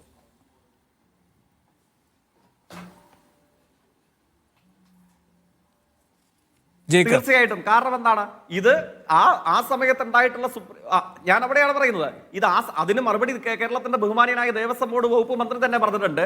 ഞാൻ ആവർത്തിക്കുന്നു, ഇത് ആ സമയത്ത് ഉണ്ടായിട്ടുള്ള സുപ്രീം കോടതിയുടെ വിധിയുടെ പശ്ചാത്തലത്തിൽ ഉണ്ടായിട്ടുള്ള ഒരു സമരരംഗമല്ല കേരളത്തിൽ ഇപ്പോൾ ഉള്ളത്. ഈ കാര്യത്തിൽ പങ്കെടുക്കേണ്ടവർ ആരാണ്? ഇത് തിരുവിതാംകൂർ ദേവസ്വം ബോർഡിന്റെ പ്ലാറ്റിനം ജൂബിലി ആഘോഷത്തോട് അനുബന്ധിച്ച് സംഘടിപ്പിക്കുന്ന ഒന്നാണ്. അതിൽ അവരെ പോലെ ഒരാൾക്ക് എന്ത് കാര്യമെന്ന ന്യായമായ ചോദ്യമാണ് കേരളത്തിന്റെ ദേവസ്വം ബോർഡ് വകുപ്പ് മന്ത്രി ഉന്നയിച്ചത്. ആ ചോദ്യവും ആ മറുപടിയും അങ്ങ് ശ്രദ്ധിച്ചിട്ടുണ്ടാകുമല്ലോ.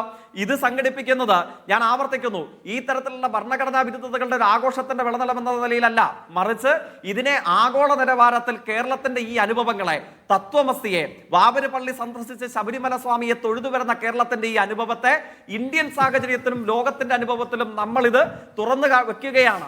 ശരി ശരി ശരി ശരി ശരി ശ്രീ ശ്രീകുമാർ വേഗം അതിന് മറുപടി. ബിന്ദു അമ്മണിയുടെ കത്ത് അവഗണിച്ചതിനെ പറ്റിയുള്ള ദേവസ്വം മന്ത്രിയുടെ പ്രതികരണവും ഇപ്പോൾ അത് ജയിക്ക് ഏത് രൂപത്തിലാണ് അതിനെ സമീപിച്ചത് എന്നതും അങ്ങേക്ക് മറുപടി പറയാം. രണ്ടും രണ്ടാണെന്നാണ് പറഞ്ഞുകൊണ്ടിരിക്കുന്നത്. നോക്കൂ വേണു, CPM-ന് ഒരു നയമാറ്റം വേണമെന്നുണ്ടെങ്കിൽ ചിലരെയൊക്കെ ഒഴിവാക്കിയേ പറ്റൂ. അതിനാണല്ലോ ഈ സമ്മേളനം. ഒരു കാര്യം തീരുമാനിക്കാൻ 3000 പേരുടെ സമ്മേളനത്തിന് പറ്റുമോ? ഒന്ന്. രണ്ടാമത്തെ കാര്യം, ദേവസ്വം ബോർഡ് പ്രസിഡന്റ് എന്താ പറഞ്ഞത്? രാഷ്ട്രീയ പാർട്ടി പ്രതിനിധികളെ ഇതിലേക്ക് ക്ഷണിക്കുന്നില്ല, പകരം ജനപ്രതിനിധികളും മന്ത്രിമാരും. അവർ രാഷ്ട്രീയക്കാരല്ലേ? ഇപ്പോൾ ഒരു മന്ത്രി വന്നാൽ കേരളത്തിലെ 19-20 മന്ത്രിമാരും ഭൂരിപക്ഷ CPM MLA-മാരും വന്നാൽ അവർ രാഷ്ട്രീയക്കാരല്ലേ? ഇതാണ് ഇവിടെ രാഷ്ട്രീയക്കാരാണ് എല്ലാ മന്ത്രിമാരും. രണ്ടാമത്തെ കാര്യം എന്താ അറിയോ?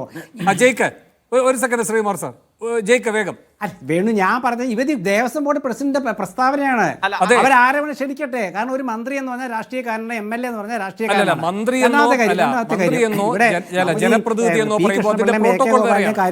പ്രോട്ടോകോൾ വരാണ്. ഒരു സെക്കൻഡ് ജയിക്ക വേഗം. അല്ല, അങ്ങ് വിശാലമായ അർത്ഥത്തിൽ അദ്ദേഹം പറയുന്നതിനോട് നമുക്ക് യോജിക്കാൻ വേണ്ടി കഴിയും. ഇപ്പൊ സ്പീക്കർ, പ്രധാനമന്ത്രി ഇത്യാദി ആളുകൾ ഒരു ചടങ്ങിൽ പങ്കെടുക്കുമ്പോൾ നമുക്ക് പറയാൻ കഴിയില്ല, അങ്ങനെയാണെങ്കിൽ സ്പീക്കർക്ക് രാഷ്ട്രീയമുള്ള ആളാണ്, പ്രധാനമന്ത്രിക്ക് രാഷ്ട്രീയമുള്ള ആളാണ്, അങ്ങനെയാണെങ്കിൽ ഇവർ പങ്കെടുക്കുന്ന ചടങ്ങ് അവർ ഉയർത്തിപ്പിടിക്കുന്ന രാഷ്ട്രീയ പാർട്ടിയുടെ രാഷ്ട്രീയം മാത്രം പിടിക്കുന്ന ഒരു ചടങ്ങാണെന്ന് നമ്മളങ്ങ് ആക്ഷേപിച്ച് കളഞ്ഞാലോ? അങ്ങ് ദയവായി അത്രയും ചുരുക്കി ഇത്തരം കാര്യങ്ങളെ കാണരുതെന്നുള്ളതാണ് വിനീതമായ. ഇവിടെ മുഖ്യമന്ത്രി പങ്കെടുക്കുന്ന എന്തിനെന്ന് വരെ ചോദ്യങ്ങൾ ഉയരുന്നുണ്ട്. മുഖ്യമന്ത്രി വിശ്വാസിയാണോ എന്ന്. മുഖ്യമന്ത്രി അവിടെ വന്ന് പങ്കെടുക്കുന്നത് മുഖ്യമന്ത്രി എന്ന കപ്പാസിറ്റിയിലാണ്. ആഗോള അയ്യപ്പ സംഗമവുമായി ബന്ധപ്പെട്ട ആത്മീയമായ പ്രഭാഷണമൊന്നും പിണറായി വിജയൻ നടത്താൻ പോകുന്നില്ല. ഒരു പ്രാണപ്രതിഷ്ഠയും നടത്താൻ പോകുന്നില്ല. അവിടെ വന്ന് എന്താണ് ഈ മാസ്റ്റർ പ്ലാൻ, എന്താണ് മറ്റു കാര്യങ്ങൾ? 2028 അവിടെ വിമാനത്താവളം കമ്മീഷൻ ചെയ്യാൻ പറ്റുമോ? 1300 കോടിയുടെ പ്രോജക്ടിന്റെ മുന്നോട്ടുള്ള പോക്കെങ്ങനെ? അത്തരം കാര്യങ്ങളായിരിക്കും സംസാരിക്കുക. ഒരു സെക്കൻഡ് ശ്രീ ശ്രീകുമാർ, അതിനുശേഷം ഞാൻ രാഹുലിലേക്ക് വരാം. ശ്രീകുമാർ വേണു, അതായത് ഒരു കാര്യം ആലോചിക്കൂ. 3000 വിശ്വാസികൾ എന്ന് വെച്ചാൽ അവർ വലിയ രാഷ്ട്രീയ ബോധമൊന്നുമുള്ളവരല്ലല്ലോ, വിശ്വാസികളാണ്. അവർ വന്നിട്ട് എന്ത് നിർദ്ദേശങ്ങളാണ് വെക്കാൻ പോകുന്നത്? 3000 പേര്, നവോത്ഥാന സദസ്സും നവകേരള സദസ്സും ഒക്കെയുള്ള മുഖ്യമന്ത്രിയുടെ യാത്ര കണ്ടില്ലേ? അതുപോലത്തെ ഒരു ജനങ്ങളെ, വിശ്വാസികളെ പറ്റിക്കാനാണിത്. അതുകൊണ്ടാണ് കോൺഗ്രസ് എതിർക്കുന്നത്. പക്ഷേ എതിർക്കാന്ന് വെച്ചാൽ അത് നടന്നു പൊക്കോട്ടെ. അത് CPM അവരുടെ നയം. ഈ വിശ്വാസികളുടെ കെയർ ഓഫിൽ മേൽവിലാസത്തിൽ തിരുത്തിക്കോട്ടെ. പക്ഷേ നമ്മുടെ AK ഗോപാലിനെയും കൃഷ്ണപിള്ളയും ഒക്കെ പറയുമ്പോൾ അവിടെ കേളപ്പജിയെ മറന്നു പോകരുത്. അവർ പിന്നീട് കമ്മ്യൂണിസ്റ്റായത്, അന്ന് കമ്മ്യൂണിസ്റ്റ് അല്ല. അപ്പോൾ കേളപ്പജിയും കൂടി മറക്കരുത്. അപ്പോൾ ഇതൊക്കെയാണ് പ്രശ്നം. എന്താ അറിയോ? അടിച്ചേൽപ്പിക്കാതെ ഇന്നെ ചരിത്രം ഇങ്ങനെയൊക്കെ പറഞ്ഞുകൊണ്ടിരിക്കുക. ഇവിടെ നിസ്സാര പ്രശ്നമുള്ളൂ. അതായത് ഗവൺമെന്റ് CPM-ഉം അവരുടെ നയം മാറ്റാൻ വേണ്ടിയിട്ട് ഒരു വിശ്വാസികളുടെ സംഗമം വിളിച്ചു കൂട്ടുന്നു. എടുത്തോട്ടെ, പ്രശ്നമില്ല. പക്ഷെ ഓരോ ആഴ്ചയിലും ഓരോ നയമായിട്ട് മുന്നോട്ട് പോകരുത്. ശ്രീ ജേക്ക് പറയുന്നതിന്റെ 90% യോജിക്കുന്നു. പ്രത്യേകിച്ച് വാവര് സ്വാമി അടക്കം ഹൈലൈറ്റ് ചെയ്യണം. വാവൂരനാണെന്ന് കള്ളം പറയുന്ന ഒരുപാട് പേരുണ്ട്. അതുകൊണ്ട് മുഖ്യമന്ത്രിയുടെ ആ സ്റ്റാൻഡ് സ്വീകാര്യമാണ്.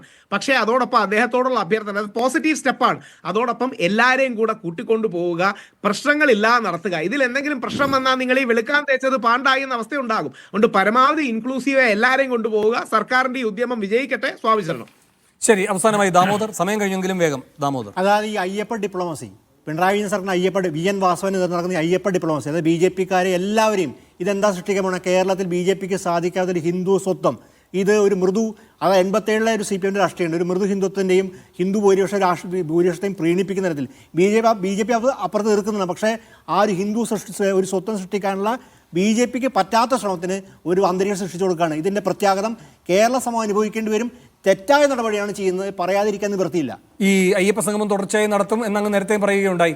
അയ്യപ്പ സംഘം തുടർച്ചയായി നടത്തുന്നത് അത് മാരമൺ കൺവെൻഷൻ സർക്കാർ പരിപാടിയല്ല. ഇതുപോലെ അയ്യപ്പ സംഘം എന്ന് വിളിക്കുന്ന ഒരു സർക്കാർ പരിപാടി തുടർച്ചയായി നടത്തുന്ന സിറ്റുവേഷൻ ആലോചിച്ച് നോക്കും നിങ്ങൾ. എന്താ ആവശ്യം? എന്താണ് അതിൻ്റെ എത്ര ഹിന്ദു സ്വത്വം ഉണ്ടാക്കാനുള്ള ശ്രമം? അതിന്റെ പ്രത്യേകത ഇന്നറിയാം. നാളെ തിരുത്തേണ്ടി വരുന്നത് നിങ്ങൾ തിരുത്തിക്കൊണ്ടാണല്ലോ പോകുന്നത്. ഇന്ന് തെറ്റി നാളെ തിരുത്തി വീണ്ടും തെറ്റാണ് നിങ്ങൾ സംഭവിക്കുന്നത്. ജയിക്ക വേഗം അതിന് മറുപടി പറയണം. കാരണം ദാമോദർ പറയുന്നതൊന്ന് വലിച്ചു നീട്ടുകയാണെങ്കിൽ നിങ്ങൾ ഇതൊരു സർക്കാർ പരിപാടി എന്ന നിലയിൽ തുടർന്നും സംഘടിപ്പിക്കുകയാണ് ചെയ്യുക. മാരാമൺ കൺവെൻഷൻ അങ്ങനെയല്ല. അങ്ങനെയെങ്കിൽ UDF വരുമ്പോൾ അവരും ചെയ്യും, നാളെ BJP വന്നാൽ അവരും ചെയ്യും. അങ്ങനെ കേരളത്തിന്റെ കുംഭമേള ഇത് മാറും എന്ന സൂചനയാണ് ദാമോദർ പറയുന്നത്. ജയിക്ക് വേഗം അതിന്റെ മറുപടി. UDF ചെയ്യില്ല. UDF ഇല്ല, പമ്പ ഇവിടെ സംഗമം അയ്യപ്പ സംഗമം നടത്തില്ല എന്നാണോ ശ്രീകുമാർ? എന്താ UDF അയ്യപ്പന് ഇഷ്ടമല്ലേ? അതായത് വിശ്വാസികളെ പറ്റിക്കുന്ന ഒരു സംഗമവും നടത്തില്ല. ശരി ജയ്ക്ക് വിശ്വാസികളെ സമയം കഴിഞ്ഞു. പറ്റിക്കുന്ന ഒരു സംഗമവും ജയ്ക്ക് നടത്തില്ല. വേഗം ഇല്ല, ഇതിൽ ലളിതമായ ഒരൊറ്റ കാര്യമേ ഉള്ളൂ. ഞാൻ ആവർത്തിച്ച് പറയാൻ വേണ്ടി ശ്രമിച്ചതും അത് തന്നെയാണ്. ആഗോള അയ്യപ്പ സംഗമത്തിലൂടെ പ്രത്യേകിച്ച് ഒരു ഇടതുപക്ഷ ജനാധിപത്യ മുന്നണി നേതൃത്വം നൽകുന്ന ഒരു ഗവൺമെന്റ്, അതിന്റെ കീഴിലുള്ള വകുപ്പ്, ഇവരൊക്കെ സംഗമിച്ച് ഒരു പരിപാടി നടത്തുമ്പോൾ അതിലൂടെ നൽകുന്ന സന്ദേശം എന്താണെന്ന് നമ്മൾ ആലോചിക്കേണ്ടതായിട്ടുണ്ട്.